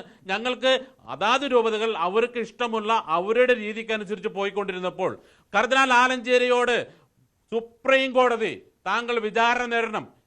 മജിസ്ട്രേറ്റ് കോടതി, ജില്ലാ കോടതി, ഹൈക്കോടതി, അവസാനം സുപ്രീം കോടതി പറഞ്ഞു താങ്കൾ വിചാരണ നേരിട്ട് കോടതിയിൽ ഹാജരായി വിചാരണ നേരിടണം എന്ന് പറഞ്ഞപ്പോൾ ഈ വിഷയത്തിൽ നിന്ന് ജനങ്ങളുടെ ശ്രദ്ധ തെറ്റിക്കാൻ ആ സമയത്ത് 2020 അദ്ദേഹം പുറത്തു കൊണ്ടുവന്ന സാധനമാണ് ഈ ആരാധനാ വിഷയം. അതുവരെ ഈ ആരാധന വിഷയം വളരെ ശാന്തമായി ഒരു അൽമായനും പറഞ്ഞിട്ടില്ല. ഈ മെത്രാന്മാരാണ് ഈ വിഷയം ഉന്നയിച്ചുകൊണ്ട് പടലപ്പിണക്കങ്ങൾ ഉണ്ടാക്കിക്കൊണ്ടിരുന്നത്. ഞങ്ങളിപ്പോഴും ഞങ്ങളുടെ റെസ്റ്റിറ്റ്യൂഷൻ നിലപാടിൽ നിന്ന് പുറകോട്ട് പോയിട്ടില്ല. ഞങ്ങളുടെ അഭിമാനമായ ജനാഭിമ കുർബാനയിൽ ഞങ്ങൾ പുറകോട്ട് പോയിട്ടില്ല. ഞങ്ങളുടെ തീരുമാനങ്ങൾ എറണാകുളം അതിരൂപതയുടെ പാരമ്പര്യത്തെ ചോദ്യം ചെയ്യാൻ പുറമേ നിന്ന് ഏത് മെത്രാൻ വന്നാലും ഏത് വ്യക്തി വന്നാലും ഞങ്ങൾ അതിനെ ചോദ്യം ചെയ്യുക തന്നെ ചെയ്യും. അത് ജോമോനോ അരക്കുഴിയല്ല, ആൻഡ്രൂസ് താഴ്ത്തല്ല, അതിലും വലിയവർ വന്നാലും ഞങ്ങൾ ചോദ്യം ചെയ്യും. ഒരു സംശയവും വേണ്ട. അവർ പറയുന്നത് തൊണ്ട തൊടാതെ വിഴുങ്ങാൻ മാത്രം അടിമകളെല്ലാം എറണാകുളത്തെ വിശ്വാസ സമൂഹം. ഞങ്ങൾക്ക് കൃത്യമായ നിലപാടുണ്ട്, കൃത്യമായ വിശ്വാസങ്ങളുണ്ട്, നിലപാടുണ്ട് എന്നതാണ് പറയുന്നത്. പക്ഷെ അവിടേക്കാണ് ഇപ്പോൾ ഒരു സംശയത്തിന്റെ മുന്നിൽ നീളുന്നത്. ശ്രീ കെവിൻ പീറ്റർ, നോക്കൂ, ഇവിടിപ്പോ പൊതുവെ ഈ തീവ്രവാദ ചിന്തകൾ ഇല്ലാത്തവരാണ് ക്രൈസ്തവർ എന്ന് അദ്ദേഹം ചൂണ്ടിക്കാട്ടുന്നുണ്ട്. വർഗീയ ചിന്തകൾ കുറവുള്ളവരാണ് ക്രൈസ്തവരെന്ന്. പക്ഷേ അവിടെ രണ്ട് വിഭാഗങ്ങൾ തീവ്രവാദ ഗ്രൂപ്പുകൾ സജീവമാകുന്നുണ്ട് കേരളത്തിൽ. ജമാഅത്തെ ഇസ്ലാമി ഒരു ഭാഗത്ത്, RSS വേറൊരു ഭാഗത്ത് എന്നതൊക്കെ ചൂണ്ടിക്കാട്ടി എങ്ങനെയാണ് ക്രൈസ്തവ സമൂഹത്തിലേക്കും ഈ തീവ്ര ചിന്താഗതി കടന്നു വരുന്നത് എന്നത് വിശദീകരിക്കുകയാണ് അവിടെ അദ്ദേഹം ചെയ്തിട്ടുള്ളത്. നോക്കൂ, ഈ സഭയെ നന്നാക്കാൻ എന്ന് പറഞ്ഞ് ഇറങ്ങിയവർ, അതിനുവേണ്ടി സമരം ചെയ്തവർക്ക് പിന്നിൽ PFI ആയിരുന്നു എന്ന ഈ വെളിപ്പെടുത്തലിനെ, ഈ തുറന്നു പറച്ചിലിനെ താങ്കൾ എങ്ങനെയാണ് നോക്കിക്കാണുന്നത്? ആൻഡ്രൂസ് താഴത്ത് പിതാവിന്റെ അഭിമുഖം ദീപിക പത്രം പ്രസിദ്ധീകരിച്ചു. അതിലെ പോപ്പുലർ ഫ്രണ്ടിനെ സംബന്ധിച്ച ഒരു പരാമർശമുണ്ട്. ആ പരാമർശം പുറത്തു വന്ന ഉടനെ പോപ്പുലർ ഫ്രണ്ടോ അല്ലെങ്കിൽ അവരുടെ രാഷ്ട്രീയ സംഘടനയായ SDPIയോ അല്ല പ്രതികരിച്ചത്. എറണാകുളം അങ്കമാലി അതിരൂപതയിലെ അൽമായ മുന്നേറ്റം എന്ന് പറയുന്ന സംഘടനയുടെ ഷൈജു ആന്റണിയാണ് ആദ്യം പ്രതികരിച്ചത്. ഇന്നവർ വാർത്താ സമ്മേളനം നടത്തി. ആ വാർത്താ സമ്മേളനത്തിൽ പറഞ്ഞ അതേ കാര്യങ്ങൾ തന്നെ ശ്രീ റിജു കാഞ്ഞുകാരനും പറയുന്നു. അത് ഞങ്ങളെയാണ് ഉദ്ദേശിച്ചത്, ഞങ്ങളെ മാത്രമാണ് ഉദ്ദേശിച്ചത് എന്ന ആ സിനിമ ഡയലോഗ് പോലെ അവർ അത് കരുപിടിക്കും. എന്താണ് ആൻഡ്രൂസ് താഴത്ത് പിതാവ് ദീപിക പത്രത്തിൽ കൊടുത്തത്? ഞാൻ പെട്ടെന്ന് വായിക്കാം. ചിലരുടെ കുൽസിതമായ ഇടപെടലുകൾ ഉണ്ട്. പോപ്പുലർ ഫ്രണ്ടിനെ റെയ്ഡ് ചെയ്ത ഒരു സീറോ മലബാർ സഭയിലെ ആരാധനാക്രമ വിഷയത്തിലടക്കം ചിലരുടെ കുൽസിതമായ ഇടപെടലുകൾ ഉണ്ട്. പോപ്പുലർ ഫ്രണ്ടിനെ റെയ്ഡ് ചെയ്ത ഒരു ഉദ്യോഗസ്ഥൻ പറഞ്ഞതനുസരിച്ച് അവരുടെ പദ്ധതികളിൽ ചിലത് സീറോ മലബാർ സഭയെ ഭിന്നിപ്പുണ്ടാക്കുക എന്നതായിരുന്നു കാരണം. ഏറ്റവും സംഘടിച്ച് നിൽക്കുന്ന സഭാവിഭാഗത്തെ ഭിന്നിപ്പിച്ചും വഴക്കടിച്ചും തർക്കാമെന്ന് അവർ കണക്ക് കൂട്ടുന്നത്രേ. അല്ലാതെ പോപ്പുലർ ഫ്രണ്ടിനെ റെയ്ഡ് ചെയ്ത് പിടിച്ചപ്പോൾ അവരുടെ നേതാക്കളിൽ നിന്നും പല വിവരങ്ങൾ ഇവിടുത്തെ അന്വേഷണ ഉദ്യോഗസ്ഥർ ശേഖരിച്ചിട്ടുണ്ട്. അതിലൊന്ന്, ഇസ്ലാമിക രാജ്യമാക്കി മാറ്റുമ്പോൾ ഇവിടെ മറ്റ് പ്രബലമായ മതവിശ്വാസങ്ങളിൽ സഭാവിഭാഗങ്ങളും ഉണ്ടാകാൻ പാടില്ല എന്നുള്ളത് കൊണ്ട് ഇതര മതവിഭാഗമായ ക്രിസ്ത്യൻ സമുദായത്തിലെ പ്രബല വിഭാഗമായ സീറോ മലബാർ സഭയെ തകർക്കാൻ വേണ്ടി അവർ ചെയ്തു. ഇതൊരു സാധാരണ കാര്യമാണ്. അതൊരു അന്വേഷണ ഉദ്യോഗസ്ഥൻ പറഞ്ഞതിനെയൊന്നും അത്ര വലിയ സംഭവമാക്കി എടുക്കേണ്ട കാര്യമൊന്നുമില്ല. പലരുടെയും ഹിറ്റ് ലിസ്റ്റ് ഇവിടെ റെഡിയാക്കിയിട്ടുണ്ട്, പലരെയും കൊലപ്പെടുത്തണമെന്ന് വിചാരിച്ചിട്ടുണ്ട്, പല കാര്യങ്ങളും ചെയ്യണമെന്നവരെ തീരുമാനിച്ചിട്ടുണ്ട്. അപ്പൊ അതിന്റെ ഭാഗമായിട്ടുള്ളത് മാത്രമേ ഉള്ളൂ. ഇത് പുറത്തു വന്ന ഉടനെ ഇവർ എന്തിനാണ് ഇത്രയും രോഷാകുലരാകുന്നത്? ആരാധനാക്രമം പറഞ്ഞ് പ്രതിഷേധമുണ്ടാക്കിയത് അവരല്ലേ? അപ്പോൾ ഇങ്ങനെ ഇത്ര വ്യക്തമായ ഒരു ആരോപണം ഉണ്ടാകുമ്പോൾ പ്രതികരിക്കേണ്ടത് അവരല്ലേ? ഇതിനകത്ത് ആൻഡ്രൂ സ്ഥാനത്ത് പിതാവ് പറഞ്ഞതിന്റെ കാരണം ഞാൻ പറയാം. വഞ്ചി സ്ക്വയറിൽ കന്യാസ്ത്രീകൾക്ക് വേണ്ടി സമരം നടന്നപ്പോൾ എങ്ങനെയാണ് തൃശൂർ ജില്ലയിലെ തൃശൂർ ടൗണിൽ നിന്നും 33 കിലോമീറ്റർ അകലെ ഉൾഭാഗത്തുള്ള ജമാഅത്തെ ഇസ്ലാമിയുടെ ഒരു സ്കൂളിൽ നിന്നും സ്കൂൾ ബസ്സിൽ തട്ടമിട്ട 47 പെൺകുട്ടികളെ എറണാകുളം വഞ്ചി സ്ക്വയറിൽ കൊണ്ടുവന്ന് ആ സമരം കൊഴുപ്പിക്കാൻ വേണ്ടി വരണമെന്നുണ്ടെങ്കിൽ ഈ സമരത്തിന് നേതൃത്വം കൊടുത്ത ഷൈജു ആന്റണിയും ജമാഅത്തെ ഇസ്ലാമി പോലുള്ള ഇസ്ലാമിക ഭീകരവാദ സംഘടനകളുമായി ബന്ധമില്ലേ? ഉണ്ട്. അവിടെ ആ സമരത്തിന് ഭക്ഷണം വിതരണം ചെയ്തത് ആരാണ്? കൊണ്ടുവന്ന വണ്ടി ആരുടേതാണ്? അവിടെ ജമാഅത്തെ ഇസ്ലാമിയുടെ കോർഡിനേറ്റർ ആയിരുന്ന മുഹമ്മദ് അഷ്റഫ് എന്തിനായിരുന്നു ആ സമരത്തിന്റെ തുടക്കം മുതൽ ഒടുക്കം വരെ അവിടെ നടന്ന കാര്യങ്ങൾ നിയന്ത്രിച്ചിരുന്നത്? അപ്പോൾ സീറോ മലബാർ സഭയിൽ ജമാഅത്തെ ഇസ്ലാമി പോലുള്ള പോപ്പുലർ ഫ്രണ്ട് പോലെയുള്ള ആളുകൾക്ക് ബന്ധമുണ്ട്. പിന്നെ മറ്റൊന്നുകൂടി നിങ്ങൾ നോക്കൂ. പോപ്പുലർ ഫ്രണ്ടിന്റെ നിരോധനത്തിന് മുമ്പും നിരോധനത്തിന് ശേഷവും എങ്ങനെയാണ് ഇവിടുത്തെ എറണാകുളം വിമത വൈദികരുടെയും അവരുടെ പിണിയാളുകളുടെയും സമരമെന്ന് നിങ്ങൾ നോക്കൂ. പോപ്പുലർ ഫ്രണ്ടിന്റെ നിരോധനത്തിന് മുമ്പ് വളരെ ചിട്ടയായിട്ടുള്ള വളരെ ഈവൻ മാനേജ്മെന്റ് ഗ്രൂപ്പുകൾ നടത്തക്ക രീതിയിലാണ് ഇവരുടെ എല്ലാവിധ സമരങ്ങളും നടന്നിട്ടുള്ളത്. നല്ല രീതിയിലുള്ള മാധ്യമ കവറേജ്, ആളുകളുടെ ബാഹുല്യം, എല്ലാ രീതിയിലും വളരെ ചിട്ടയായതാണ്. എന്നാൽ പോപ്പുലർ ഫ്രണ്ടിന്റെ നിരോധനത്തിന് ശേഷം ഈ ഷൈജു ആന്റണി ഉൾപ്പെടെയുള്ളവർ ഏകദേശം 3-4 മാസങ്ങളോളം നിശബ്ദരായിരുന്നു. അതിനുശേഷം ഇവർ നടത്തിയ സമരങ്ങൾ നോക്കൂ, മുൻപ് നടത്തിയ സമരങ്ങൾ നോക്കൂ. പോപ്പുലർ ഫ്രണ്ട് പിടികൂടപ്പെട്ടതിന് ശേഷം ഇവരുടെ സമരങ്ങളിൽ പോപ്പുലർ ഫ്രണ്ടിന്റെ നിരോധനത്തിന് ശേഷം അല്ലേ ഈ പ്രശ്നം പരിഹരിക്കപ്പെടുന്നത്? രണ്ട് വിഭാഗത്തിനും പ്രശ്നമില്ലാത്ത രീതിയിൽ ഇത് പരിഹരിക്കപ്പെടുന്നത് അതിന് ശേഷമല്ലേ? അപ്പോൾ പോപ്പുലർ ഫ്രണ്ട് നിരോധിക്കപ്പെട്ടു, അവരുടെ ശക്തി കുറഞ്ഞു, അവർക്ക് പിന്തുണയില്ല, അവർ നിശബ്ദരായ സമയത്ത് എന്തിനാണ് പോപ്പുലർ ഫ്രണ്ടിന് വേണ്ടി തെരുവിലിറങ്ങിയവരുടെ മുമ്പിൽ കോംപ്രമൈസ് ഉണ്ടായതെന്നൊരു ചോദ്യമില്ലേ? കോംപ്രമൈസും അത്തരം വിഷയങ്ങളും പോപ്പുലർ ഫ്രണ്ടുമായിട്ട് ബന്ധമൊന്നുമില്ല. പക്ഷെ പോപ്പുലർ ഫ്രണ്ട് ഇതുപോലുള്ള സഭയിലുണ്ടാകുന്ന ഇതുപോലുള്ള പ്രശ്നങ്ങളിൽ ഇടപെട്ടുകൊണ്ട് അത് മാക്സിമം സങ്കീർണമാക്കുവാനും അതിനെ കുത്തിത്തിരിപ്പുണ്ടാക്കുന്ന ആളുകൾക്ക് വേണ്ട സാമ്പത്തിക സഹായം നടത്തിയതാണ്. Shri Sumit George minority Morcha state president ആണ് അദ്ദേഹം നമുക്കൊപ്പം ടെലിഫോൺ ലൈനിൽ ചേരുകയാണ്. ഷോൺ ജോർജ് പങ്കെടുക്കുമെന്ന് അറിയിച്ചിരുന്നു, അദ്ദേഹം ഇതുവരെ നമുക്കൊപ്പം ചേർന്നിട്ടില്ല. ശ്രീ സുമിത് ജോർജ്, വളരെ നന്ദി ഈ ഘട്ടത്തിൽ താങ്കൾ ഞങ്ങൾക്കൊപ്പം ചേരുന്നതിന്. നോക്കൂ, വലിയ ഗൗരവമുള്ള ആരോപണങ്ങളാണ് ഇവിടെ മാർ ആൻഡ്രൂസ് താഴത്തിന്റെ ഈ അഭിമുഖത്തിൽ പറയുന്നത്. മതസംഘടനയിൽ നുഴഞ്ഞു കയറി നിരോധിച്ച PFI പോലെയുള്ള സംഘടനകൾ ഭിന്നിപ്പിന് ശ്രമിക്കുന്നു എന്ന നീക്കത്തെ എങ്ങനെയാണ് കാണുന്നത്? ഇത് ചില കേന്ദ്ര അന്വേഷണ ഏജൻസികൾ അദ്ദേഹത്തോട് പറഞ്ഞു എന്നതാണ് അദ്ദേഹം ഈ പറയുന്നതിന് അടിസ്ഥാനമാക്കി പറയുന്ന ഒരു കാര്യം. ഇത് ഇങ്ങനൊരു വിഷയത്തെ സംബന്ധിച്ച് പിതാവ് കേൾക്കാൻ പറഞ്ഞോളൂ. ഇങ്ങനെ ഒരു വിഷയത്തെ സംബന്ധിച്ച് പിതാവ് ഒരു കാര്യം പറയുമ്പോൾ ആ കാര്യത്തെ സംബന്ധിച്ച് അതിന്റെ ജെന്യൂനിറ്റി പരിശോധിക്കേണ്ട ഏജൻസികൾ ഈ രാജ്യത്തുണ്ട്. അവരത് പരിശോധിക്കട്ടെ, അതിന്റെ സത്യാവസ്ഥ മനസ്സിലാക്കട്ടെ. അങ്ങനെ ഉണ്ട് എങ്കിൽ അതിൽ ശക്തമായ ഇടപെടൽ നടത്തട്ടെ. അതിന് ഞാൻ ചോദിക്കുന്നത് എന്താണ് ഈ വിഷയത്തിൽ ഇത്രയും ആവേശത്തോടെ ഈ വിഷയത്തെ എതിർക്കുന്നതിന്റെ കാര്യം എന്താണ്? ഞാൻ ചോദിക്കുന്നത് എന്ത് അടിസ്ഥാനത്തിലാണ് ഇവരെ എതിർക്കുക?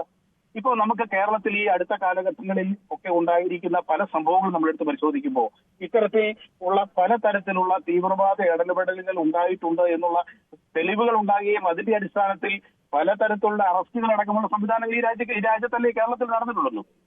അപ്പൊ അങ്ങനെയൊക്കെ നടക്കുകയും അത് നമുക്കറിയാം. ഇപ്പോ ചില വിഷയങ്ങളിൽ എടുത്തിരിക്കുന്ന നിലപാടുകൾ, ഇപ്പോ പാലാ പിതാവിനെതിരെ അന്നൊരു പ്രശ്നമുണ്ടായപ്പോൾ അദ്ദേഹം പറഞ്ഞ അഭിപ്രായത്തിനെതിരെ പെട്ടെന്ന് തന്നെ ഒരു സമൂഹത്തിലെ ശക്തമായ ഒരു കോർഡിനേഷൻ ഉണ്ടാകുകയും അവരവിടെ വന്ന് വെല്ലുവിളി നടത്തുകയും ചെയ്ത സംഭവങ്ങളൊക്കെ ഉണ്ട്. അപ്പൊ ഞാൻ പറഞ്ഞ ഇങ്ങനെയുള്ള സംഭവങ്ങൾ നടക്കുമ്പോൾ അതിന് എന്താണ് അതിന്റെ പിൻബലം? എന്തിന്റെ പിൻബലത്തിലാണ് ഇങ്ങനെ ആളുകൾ ഉണ്ടാകുക? അതിലെന്തെങ്കിലും തീവ്രവാദ സംവിധാനങ്ങളിലൊന്നും സംശയിക്കാൻ പൊതുജനങ്ങൾക്ക് സംശയം ഉണ്ടാവും. അപ്പൊ അതിനെ സംബന്ധിച്ച് പിതാവ് തന്നെ പറയുന്നു, അതിനെ സംബന്ധിച്ച് അടിസ്ഥാനപരമായി അങ്ങനെ ഒരു വിഷയമുണ്ട് എന്ന് അദ്ദേഹം ഒരു സംശയം പ്രകടിപ്പിക്കുകയും അതിനെ ഒതന്റിക്കായിട്ട് പറയുകയും ചെയ്യുമ്പോൾ അല്ല, അങ്ങനെ ഒരു സംശയം ഇതുപോലെ ആണോ പ്രകടിപ്പിക്കേണ്ടത് എന്നൊരു കാര്യമുണ്ടല്ലോ. കാരണം അദ്ദേഹം ഒരു ഉത്തരവാദിത്തപ്പെട്ട സ്ഥാനത്തിരിക്കുന്ന വ്യക്തിയാണ്. വലിയ രീതിയിൽ ഭിന്നിപ്പുണ്ടാക്കാൻ പറ്റുന്ന, വർഗീയ ചേരിതിരിവുണ്ടാക്കാൻ പറ്റുന്ന ഒരു വിഷയമാണ്. അപ്പോൾ അത് അങ്ങനെ പറയാമോ എന്നതാണ് പ്രാഥമികമായ ചോദ്യം. നോക്കൂ, ഇത് അന്വേഷണ ഉദ്യോഗസ്ഥൻ പറഞ്ഞ് അദ്ദേഹം അറിഞ്ഞു എന്നതാണല്ലോ പറയുന്നത്. അന്വേഷണ ഉദ്യോഗസ്ഥർക്ക് ഈ അന്വേഷണത്തിൽ ഈ കാര്യങ്ങൾ ബോധ്യപ്പെട്ടിട്ടുണ്ടെങ്കിൽ അതിൽ കൂടുതൽ അന്വേഷണങ്ങൾ ആവശ്യമില്ലേ? എന്താണ് സംഭവിച്ചിട്ടുള്ളത് എന്നത് അന്വേഷിക്കണ്ടേ? അവരുടെ ചട്ടുകങ്ങളായി പ്രവർത്തിച്ച കുറേയധികം മനുഷ്യർ ഇപ്പോഴും അവർ സഭയ്ക്കുള്ളിലുണ്ടല്ലോ. ആ വാദങ്ങൾ അവർ ഇപ്പോഴും ഉന്നയിക്കുന്നുണ്ടല്ലോ. അങ്ങനെയാണെങ്കിൽ അവരിലേക്കൊക്കെ അന്വേഷണം എത്തേണ്ടുന്ന സാഹചര്യമില്ലേ? അല്ല, അന്വേഷണം ആരിലേക്കൊക്കെ പോകണം, ഏത് തരത്തിൽ അന്വേഷണം നടത്തണമെന്ന് അന്വേഷണ ഉദ്യോഗസ്ഥർ തീരുമാനിക്കട്ടെ. പക്ഷെ ഞാനിവിടെ പറയുന്നത്, ഇവിടെ നിരോധിക്കപ്പെട്ട ഒരു സംഘടന, PFI പോലത്തെ ഒരു തീവ്രവാദ സംഘടനയെ ഈ രാജ്യത്ത് ആർക്കാണ് വെള്ളപൂശണമെന്ന് നിർബന്ധം? അല്ല, ഏതെങ്കിലും ഒരു നിരോധിക്കപ്പെട്ട സംഘടനയാണ് എന്ന് പറഞ്ഞുകൊണ്ട് അത് പറഞ്ഞുകൊണ്ട് ഞങ്ങൾക്കുണ്ടാകുന്ന നേട്ടങ്ങൾ ഉണ്ടായിക്കോട്ടെ, അതിനപ്പുറത്തേക്ക് അന്വേഷണം ഒന്നും വേണ്ട എന്നതാണോ BJP-യുടെ നിലപാട് ഈ വിഷയത്തിൽ? അല്ല, BJP-യുടെ നിലപാടെന്നും ഈ രാജ്യത്തെ തീവ്രവാദ സംവിധാനങ്ങൾക്കെതിരെ അതാരായാലും. ഇപ്പൊ ഇവിടെ സൂചിപ്പിച്ചത് PFI-യെ കുറിച്ചാണ്. PFI-ക്ക് അങ്ങനെ ഒരു തീവ്രവാദ നിലപാടുണ്ട് എന്ന് ഈ രാജ്യത്ത് തെളിയിക്കപ്പെട്ടതാണ്. അതിന്റെ അടിസ്ഥാനത്തിലാണ് അവർ നിരോധിച്ചത്. അപ്പൊ അങ്ങനെ നിരോധിക്കപ്പെട്ട സംഘടന മറ്റ് പല പേരിലും പല സംവിധാനത്തിലും കടന്നു കയറിയിട്ടുണ്ട് എന്ന് ഇവിടുത്തെ ഈ പറയുന്ന നമ്മുടെ IG ഇവിടെ ചന്ദ്രശേഖർ ഈ കേരളത്തിൽ വന്നപ്പോ പറഞ്ഞതാണ്. പല സംഘടനകളും ചേക്കേറിയിട്ടുണ്ടെന്ന് ഇവിടുത്തെ IG പറഞ്ഞതല്ലേ. ഇതിനെ സംബന്ധിച്ച് രാജ്യത്ത് എത്രയോ പ്രഖ്യാപന സംവിധാനങ്ങളും അന്വേഷണങ്ങളും അതിന്റെ അടിസ്ഥാനത്തിൽ അറസ്റ്റുകൾ നടക്കുന്നത്. ഞാൻ പറയുന്നത് ഇതിൽ എന്തിനാ ഒരു പിതാവ് ഇതിനെ കുറിച്ച് പറയുന്ന അന്വേഷണ ഉദ്യോഗസ്ഥൻ പറഞ്ഞിട്ടുണ്ട്, അദ്ദേഹം അത് കേട്ടിട്ടുണ്ട്. അപ്പൊ അങ്ങനെ ഒരു സംഭവം ഉണ്ട് എന്ന് ഇവിടെ പലരും നേരത്തെ സംശയം പ്രകടിപ്പിച്ചിരുന്ന. ഈ അന്വേഷണ ഉദ്യോഗസ്ഥർ എന്ന് പറയുന്നവർ മനുഷ്യരാണ്. അവർക്ക് ഓരോ താല്പര്യങ്ങൾ ഉണ്ടാകാം. അങ്ങനെയൊന്നും അല്ലല്ലോ ഈ വിധത്തിലുള്ള വിഷയങ്ങൾ കൈകാര്യം ചെയ്യേണ്ടത്. നിരോധിക്കപ്പെട്ട ഒരു സംഘടന വളരെ ആസൂത്രിതമായി ഒരു മതവിഭാഗത്തിനുള്ളിൽ കയറി അവിടെ ഭിന്നിപ്പുണ്ടാക്കാനും സമൂഹത്തിൽ പ്രശ്നങ്ങൾ ഉണ്ടാക്കാനും ശ്രമിച്ചിട്ടുണ്ട് എന്ന് വരുമ്പോൾ അത് കൃത്യമായ അന്വേഷണങ്ങൾ ഉണ്ടാവുകയും ആരൊക്കെ അതിന് വഴിവെച്ച് കൊടുത്തിട്ടുണ്ട് എന്ന കാര്യം കണ്ടെത്തുകയും ഒക്കെ ചെയ്യാനുള്ള ബാധ്യത അന്വേഷണ ഉദ്യോഗസ്ഥർക്കുണ്ട്. അത് ഏതെങ്കിലും മതവിഭാഗങ്ങൾക്ക് ചോർത്തി കൊടുത്തുകൊണ്ട് അവരെ കൊണ്ട് ഇങ്ങനെ പറയിപ്പിക്കുക എന്നത് മാത്രമാണോ അതിൽ ചെയ്യാനുള്ളത് എന്ന കാര്യത്തിൽ സംശയമുണ്ട്. ശ്രീ സുമിത്ത്, നോക്കൂ, ഈ താങ്കൾ ഇപ്പോൾ അദ്ദേഹം പറഞ്ഞ കാര്യങ്ങൾ ഈ വിധത്തിൽ ഓൺ ചെയ്യുന്നുണ്ടല്ലോ. അപ്പോൾ മറ്റൊരു ചോദ്യമുണ്ട്. ക്രൈസ്തവർ എന്ന് പറയുന്നത് ഏറ്റവും വർഗീയ ചിന്ത കുറവുള്ളവരാണ് എന്ന് ആൻഡ്രൂസ് താഴത്ത് പിതാവ് പറയുന്നുണ്ട്. അതിനുശേഷം പറയുന്നത് ഈ ഓരോ വർഷം കഴിയുന്തോറും കേരളത്തിലടക്കം സംഘടിതമായുള്ള തീവ്രവാദ ഗ്രൂപ്പുകൾ സജീവമാവുകയാണ്. ജമാഅത്തെ ഇസ്ലാമി ഒരു ഭാഗത്ത്, RSS വേറൊരു ഭാഗത്ത്. ക്രിസ്ത്യാനികളുടെ ഇടയിലും തീവ്രവാദ ഗ്രൂപ്പുകളുണ്ട്. മറ്റു ചിലർ അവരെ പ്രോത്സാഹിപ്പിക്കുന്നു. വർഗീയത വളർത്തുന്നതിൽ ചില രാഷ്ട്രീയക്കാർക്കും പങ്കുണ്ട് എന്നതാണ്. അപ്പോൾ ക്രൈസ്തവ വിഭാഗത്തിൽ ഈ വിധത്തിൽ തീവ്ര ചിന്താഗതിക്കാരെ ഉണ്ടാക്കിയെടുക്കുന്നതിൽ ഒരു ഭാഗത്ത് ജമാഅത്തെ ഇസ്ലാമി ആണെങ്കിൽ മറുഭാഗത്ത് RSS ആണ് എന്നും അദ്ദേഹം പറയുന്നുണ്ട്. അത് നിങ്ങൾ ഓൺ ചെയ്യുന്നുണ്ടോ? ഞങ്ങൾ ഇവിടെ ഒന്നും ഓൺ ചെയ്യുന്നതില്ല, ഓഫ് ചെയ്യുന്നതില്ല. ഞങ്ങളെ സംബന്ധിച്ച് ഇത്രയേ ഉള്ളൂ. ഞങ്ങൾ കൃത്യമായിട്ട് ഒരു കാര്യം, ഈ കാര്യത്തിൽ ഞങ്ങൾ ആരും ഇവിടെ ആവേശം കണ്ടില്ലല്ലോ. പിതാവ് പറഞ്ഞതിനെ സംബന്ധിച്ച് ഇവിടെ ഞങ്ങൾ പ്രക്ഷോഭം ഉണ്ടാക്കിയോ, ഞങ്ങൾ ഇതിനെതിർത്ത് ബഹളം ഉണ്ടാക്കുകയോ ചെയ്തോ? നിരോധിത സംഘടന ഇങ്ങനെ ചെയ്തു എന്ന് പറയുന്നതിൽ എന്തിന് സംശയിക്കണം എന്നതാണല്ലോ താങ്കൾ ചോദിച്ചത്. അതാണ് പറയുന്നത്. അവർ എന്താണോ ചെയ്തത് അതിന്റെ ഒരു ഭാഗത്ത് നിൽക്കുന്നത് ഇതുപോലെയുള്ള RSS പോലെയുള്ള സംഘടനയാണ് എന്ന് അദ്ദേഹം പറയുന്നു. അല്ല, പറയട്ടെ, അദ്ദേഹം പറയട്ടെ. ഞങ്ങളതിനെ ഇപ്പോൾ ഇവിടെ അത് എതിർത്തുകൊണ്ട് ഞങ്ങളിവിടെ അതിനെതിരെ പ്രശ്നം ഉണ്ടാക്കിയില്ലല്ലോ. ഞങ്ങളിവിടെ എന്തെങ്കിലും പ്രശ്നം ഉണ്ടാക്കിയോ? ഞങ്ങൾ ഇത്രേ പറയുന്നുള്ളൂ. ഈ സംവിധാനം അദ്ദേഹം പറഞ്ഞത് മുസ്ലിം കമ്മ്യൂണിറ്റിക്കെതിരെ അടച്ചു പറഞ്ഞിട്ടില്ല. അദ്ദേഹം പറഞ്ഞ PFI എന്ന് പറയുന്നത് തീവ്രവാദ സംവിധാനത്തെ കുറിച്ചാണ്. ആ തീവ്രവാദ സംവിധാനം ഇത്തരത്തിൽ ഈ സംവിധാനത്തിൽ കയറിക്കൂടി പ്രശ്നങ്ങൾ ഉണ്ടാക്കുന്നുണ്ട് എന്ന് ഒരു അറിവ് അദ്ദേഹത്തിന് കിട്ടിയെന്ന് പറഞ്ഞപ്പോ ഇവിടെ ചില ആളുകൾ എന്തിനാണ് തിളയ്ക്കുന്നത്? എന്നാണ് ഇത്ര വലിയ തിളയ്ക്കുന്നത്? അത് അന്വേഷിക്കട്ടെ, അന്വേഷിച്ചിട്ട് സത്യം പുറത്തു വരട്ടെ. അതിനിപ്പോ എന്താണ് കുഴപ്പം? ഈ രാജ്യത്ത് ഇത്തരത്തിൽ പ്രവർത്തനം നടത്തുന്നവരെ ഒറ്റപ്പെടുത്തണ്ടേ? അതാരായാലും ഒറ്റപ്പെടുത്തണ്ടേ? ഒറ്റപ്പെടുത്തണം. ഇത്തരത്തിലുള്ള ശ്രമങ്ങൾ ഉണ്ടാകുമ്പോൾ ഒറ്റപ്പെടുത്തണം. നിങ്ങൾക്കെതിരെ ഉയരുന്ന ആരോപണങ്ങളിൽ മൗനമാണോ അപ്പോൾ മറുപടി എന്നതാണ്. രാജ്യത്തെ ക്രൈസ്തവർ എന്താണ് യഥാർത്ഥത്തിൽ നേരിടുന്നത് എന്നത് ഈ അഭിമുഖത്തിന്റെ ആദ്യ ഭാഗത്ത് പറയുന്നുണ്ട്. ക്രൈസ്തവർ ഭയത്തിലാണോ ജീവിക്കുന്നത് എന്ന് ചോദിക്കുന്ന ഭാഗത്തിൽ അദ്ദേഹം അതിനെല്ലാം വിശദമായി തന്നെ പറയുന്നുണ്ട് കാര്യങ്ങൾ. പെന്തക്കോസ്തുകാരുടെ അവസ്ഥ എന്താണ് എന്നത് പറയുന്നുണ്ട്. അവർക്ക് മനുഷ്യാവകാശം വേണ്ടേ എന്ന കാര്യത്തെക്കുറിച്ച് പറയുന്നുണ്ട്. രാജ്യത്താകമാനം നടക്കുന്ന ഇത്തരം ക്രൈസ്തവർക്കെതിരായ സംഭവങ്ങൾ ആവർത്തിക്കപ്പെടുമ്പോൾ നേരിട്ട് പ്രധാനമന്ത്രിയെ കണ്ടിട്ടും ഒരു വാക്ക് പോലും അതിനെതിരെ പറയുന്നില്ല എന്ന നിലപാട്, അതിലെ ഇരട്ടത്താപ്പ് ചൂണ്ടിക്കാട്ടുന്നുണ്ട്. അപ്പോൾ അദ്ദേഹം ആ വിഷയത്തിലും സംസാരിക്കുന്നുണ്ട്. ഒരു പ്രസ്താവന ഇതേവരെ പാർട്ടി എന്ന നിലയിൽ BJP നേതൃത്വത്തിൽ നിന്നുണ്ടായിട്ടില്ല. ഇക്കാര്യവും ഞാൻ ചോദിച്ചിട്ടുണ്ട്, എന്തുകൊണ്ട് ശക്തമായ ഒരു പ്രസ്താവന നടത്തുന്നില്ല എന്ന്, എന്തുകൊണ്ടാണ് മിണ്ടാതിരിക്കുന്നതെന്ന്. അപ്പോൾ ക്രൈസ്തവർ ഈ രീതിയിൽ വേട്ടയാടപ്പെടുമ്പോൾ മിണ്ടാതിരിക്കുകയാണ്. അതിനപ്പുറം കാണിച്ചു കൂട്ടുന്ന ചില കോപ്രായങ്ങൾക്കപ്പുറവും ആത്മാർത്ഥമായ ഒരു ശ്രമവും BJPയുടെ ഭാഗത്തു നിന്നും ഉണ്ടാകുന്നില്ല എന്നും പറയുന്നുണ്ട്. അല്ല, ഇവിടെ BJP നടത്തുന്ന അക്രമങ്ങളാണ് ഈ രാജ്യത്ത് മുഴുവൻ, ഈ രാജ്യം സ്വാതന്ത്ര്യാനന്തര ഭാരതത്തിൽ BJP ആണ് ഇവിടെ ന്യൂനപക്ഷങ്ങളെ മുഴുവൻ കൊന്നൊടുക്കുന്നത് എന്നുള്ള തരത്തിലുള്ള ചിത്രീകരണം ഇന്ന് തുടങ്ങിയതൊന്നുമല്ല. അപ്പൊ ഞങ്ങൾ കേൾക്കാൻ തുടങ്ങിയതും ഇന്നല്ല. അപ്പൊ അതിനെ ഞങ്ങൾ ഏത് തരത്തിലാണ് ക്രിയാത്മകമായി ആ വിഷയത്തിൽ ഇടപെടുക, എങ്ങനെയാണ് അതിനെ അഡ്രസ് ചെയ്യാന്നതിനെ സംബന്ധിച്ച് ഞങ്ങൾക്ക് കൃത്യമായ ബോധ്യമുണ്ട്. അത് അത്തരത്തിൽ ഞങ്ങൾ പ്രവർത്തിച്ചോളാം. അപ്പൊ അതിന് ആ വിഷയത്തിൽ എങ്ങനെയാണ് പാർട്ടി ഇടപെടേണ്ടത് എന്നതിനെ സംബന്ധിച്ചുള്ള നിർദ്ദേശം ഞങ്ങൾക്ക് ആവശ്യമില്ല. ഞങ്ങൾക്ക് അത് എങ്ങനെ ഇടപെടണമെന്നറിയാം. ഇവിടുത്തെ വിഷയം അതല്ല. ഞങ്ങൾ ഈ വിഷയത്തിൽ ഇവിടെ പിതാവിനെതിരെ ശക്തമായ സ്റ്റേറ്റ്മെന്റ് കൊടുക്കുകയോ അദ്ദേഹത്തിനെതിരെ വഴക്കുണ്ടാക്കുകയോ ഇവിടെ പ്രശ്നങ്ങൾ ഉണ്ടാക്കിയോ ഞങ്ങൾ ചെയ്തിട്ടില്ല. അദ്ദേഹത്തോട് സംസാരിക്കേണ്ടത് ഞങ്ങൾ സംസാരിച്ചോളാം, അദ്ദേഹത്തെ ബോധ്യപ്പെടുത്തിക്കൊള്ളാം. അത് എങ്ങനെയാണ് ജനാധിപത്യ സംസാരത്തിൽ ബോധ്യപ്പെടുന്നത് ഞങ്ങൾക്ക് അറിയുകയും ചെയ്യാം. അത് ഞങ്ങൾ ചെയ്തുകൊള്ളാം. അത് ഞങ്ങൾക്ക് വിട്ടേക്കൂ. അവിടെയാണ് ചിലരെ തൃപ്തിപ്പെടുത്താൻ വേണ്ടി പറയുന്ന കാര്യങ്ങൾ എന്ന റിജു കാഞ്ഞുകാരൻ ഉൾപ്പെടെ ചൂണ്ടിക്കാട്ടിയ കാര്യത്തിലേക്ക് നമ്മളുടെ ശ്രദ്ധ പോകുന്നത്. നിങ്ങൾക്ക് യാതൊരു എതിർപ്പുമില്ല നിങ്ങളെ കുറിച്ച് പറഞ്ഞതിൽ, പക്ഷെ ഇതാ ഈ മറ്റ് സംഘടനകളെ കുറിച്ച് പറഞ്ഞതിൽ വലിയ ഗൗരവമുണ്ട് താനും. നിങ്ങളെങ്ങനെ വളരെ വളരെ ലഘുവാക്കി പറയല്ലേ? നിങ്ങൾ എങ്ങനെയാണ് PFI പോലത്തെ ഒരു സംഘടനയെ ഇത്ര ലഘുവാക്കി ചിത്രീകരിക്കുക? എനിക്ക് മനസ്സിലാകുന്നില്ല. മറ്റ് സംഘടന എന്ന് പറഞ്ഞാൽ ഇവിടുത്തെ ജനാധിപത്യ സംവിധാനത്തോട് ചേർന്ന് പ്രവർത്തിക്കുന്ന ഏതെങ്കിലും രാഷ്ട്രീയ പ്രസ്ഥാനമോ ഏതെങ്കിലും പൊതുമേഖലയിൽ പ്രവർത്തിക്കുന്ന സേവന പ്രസ്ഥാനവുമാണോ ഈ PFI എന്ന് പറയുന്ന സംഘടന? ഞാൻ PFI ഒരിക്കലും ന്യായീകരിച്ചിട്ടില്ല. അത് എത്രമാത്രം ഗൗരവമുള്ള വിഷയമാണെന്ന് ഈ ചർച്ചയുടെ ഏതാണ്ട് 40 മിനിറ്റിൽ ചർച്ച ചെയ്തും കഴിഞ്ഞു. അതിനുശേഷം താങ്കളോട് വന്ന ചോദ്യമാണ്. അല്ല, അതെ, എന്നോട് ചോദിച്ച ചോദ്യത്തെ കുറിച്ചാണ് ഞാൻ പറയുക. അപ്പൊ നമ്മൾ ആ ചോദ്യത്തെ സംബന്ധിച്ച് എനിക്ക് തോന്നിയ ഒരു കാര്യമാണ് ഞാൻ പറയുക. ഇത്രയും ലഘൂകരിച്ച് നമ്മൾ ആ വിഷയത്തിലേക്ക് കടക്കുന്ന ഒരു വിഷയമല്ല അത്. അതേ സംബന്ധിച്ച് വളരെ സീരിയസ് ആയ ഒരു പ്രശ്നമാണ്. ഈ രാജ്യത്തിന്റെ അസ്തിത്വത്തിന്റെ പ്രശ്നമാണ്.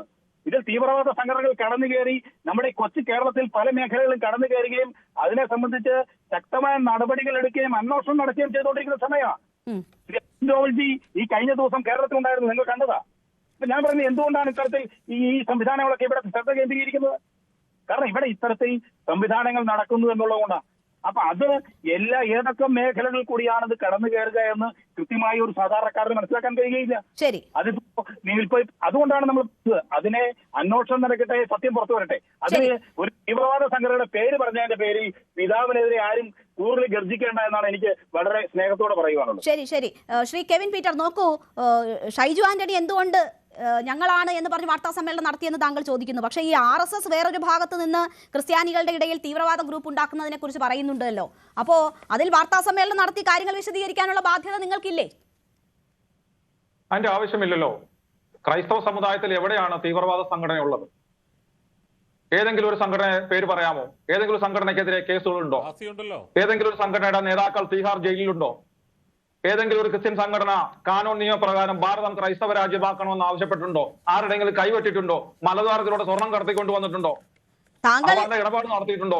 ഇല്ലല്ലോ, ഒന്നുമില്ലല്ലോ. ഏത് സംഘടനയെ നിങ്ങൾക്ക് ചൂണ്ടിക്കാണിച്ചു തരാൻ പറ്റും? അങ്ങനെ ആരെ കുറിച്ചാണ്? കാസയെ കുറിച്ചല്ലാണ്ട് പിന്നെ ആരെ കുറിച്ചാണ് പറഞ്ഞത്? കാസയെ കുറിച്ച് പറഞ്ഞെങ്കിൽ ഞാൻ ചോദിച്ച ചോദ്യങ്ങൾക്കെല്ലാം ഉത്തരം നിങ്ങൾ ഇങ്ങനെയൊക്കെ ഉണ്ടോ എന്ന് ആൻഡ്രൂസ് താരത്ത് പിതാവിനോട് നിങ്ങൾ നേരിട്ട് ചോദിക്കുക. ആൻഡ്രൂസ് താരത്ത് പിതാവ് എന്ന് പറയുന്നത് സീറോ മലബാർ സഭയുടെ ഔദ്യോഗിക സ്ഥാനത്തിരിക്കുന്നതും CBCയുടെ പ്രസിഡന്റുമാണ്. അതുകൊണ്ട് തന്നെ ക്രിസ്ത്യൻ സമുദായത്തിൽ നടക്കുന്ന ഏതൊരു വിഷയത്തെക്കുറിച്ച് ഞങ്ങൾക്ക് അദ്ദേഹത്തിന് വളരെ കൃത്യമായി അറിയാൻ സാധിക്കും. ആ സ്ഥിതിക്ക് ഇത്തരത്തിലുള്ള തീവ്രവാദ സംഘടന ക്രിസ്ത്യൻ സമുദായത്തിൽ ഉണ്ടോ എന്നുള്ള ഏതാണെന്ന് പേര് വെളിപ്പെടുത്താൻ ഞങ്ങളും അദ്ദേഹത്തോട് ആവശ്യപ്പെടുകയാണ്. ഞങ്ങളുടെ പേരാണെങ്കിൽ അദ്ദേഹം തുറന്നു പറയട്ടെ, ഞങ്ങൾ എവിടെയാണ് ഈ പറയുന്ന തീവ്രവാദ പ്രവർത്തനം നടത്തിയതെന്ന് അദ്ദേഹം ചൂണ്ടിക്കാണിക്കട്ടെ. കഴിഞ്ഞ 10 വർഷം എടുത്താൽ കാസയെ കൊണ്ടാണ് ക്രിസ്ത്യൻ സമുദായത്തിന് നാണക്കേടും മാനക്കേടും ചാനൽ ചർച്ചകൾക്കും വഴിവെച്ചത്. വഴിയിൽ കിടന്ന് അടിയുണ്ടാക്കിയത്, പള്ളിയിൽ കയറി അക്രമമുണ്ടാക്കിയത്, കന്യാസ്ത്രീകൾക്ക് പീഡന ആരോപണം ഉന്നയിക്കേണ്ടി വന്നത്, കൊച്ചുകുട്ടികളെ ഗർഭിണിയാക്കിയിട്ട് പോസ്റ്റോ കേസിൽ അകത്ത് പോകേണ്ടി വന്നതും ജോർജ് പടിപ്പാറ ആവശ്യമുള്ള ഭാഗം എടുത്തോട്ടെ എന്നതാണോ ഈ അഭിമുഖം കൊണ്ട് ഉദ്ദേശിച്ചിട്ടുള്ളത്? നിങ്ങൾക്ക് ആവശ്യമുള്ളത് നിങ്ങൾ എടുത്തോളൂ, അവർ മറുപടി പറഞ്ഞോട്ടെ, അങ്ങനത്തെ ചർച്ച നടക്കട്ടെ എന്നതാണോ ഇതിന്റെ ലക്ഷ്യം? 30 സെക്കൻഡ്. മാധ്യമ പ്രവർത്തകർ എന്ന നിലയിൽ നിങ്ങൾ അദ്ദേഹത്തോട് ചോദിക്കേണ്ടത്. ഇവർ പരസ്പരം ഇങ്ങനെ കുറ്റാരോപണം നടത്തുമ്പോ ഒരു സഭ എന്നുള്ള നിലയ്ക്ക് സഭ പൊതുസമൂഹത്തിന്റെ മുമ്പിൽ അപമാനിതമാകുകയാണെന്നുള്ളതാണ് വസ്തുത. ഇവര് പരസ്പരം കാര്യങ്ങൾ തുറന്നു പറയാൻ കഴിവില്ലെങ്കിൽ എന്തിനാണ് ഇത്തരം പരാമർശങ്ങൾ നടത്തുന്നത്?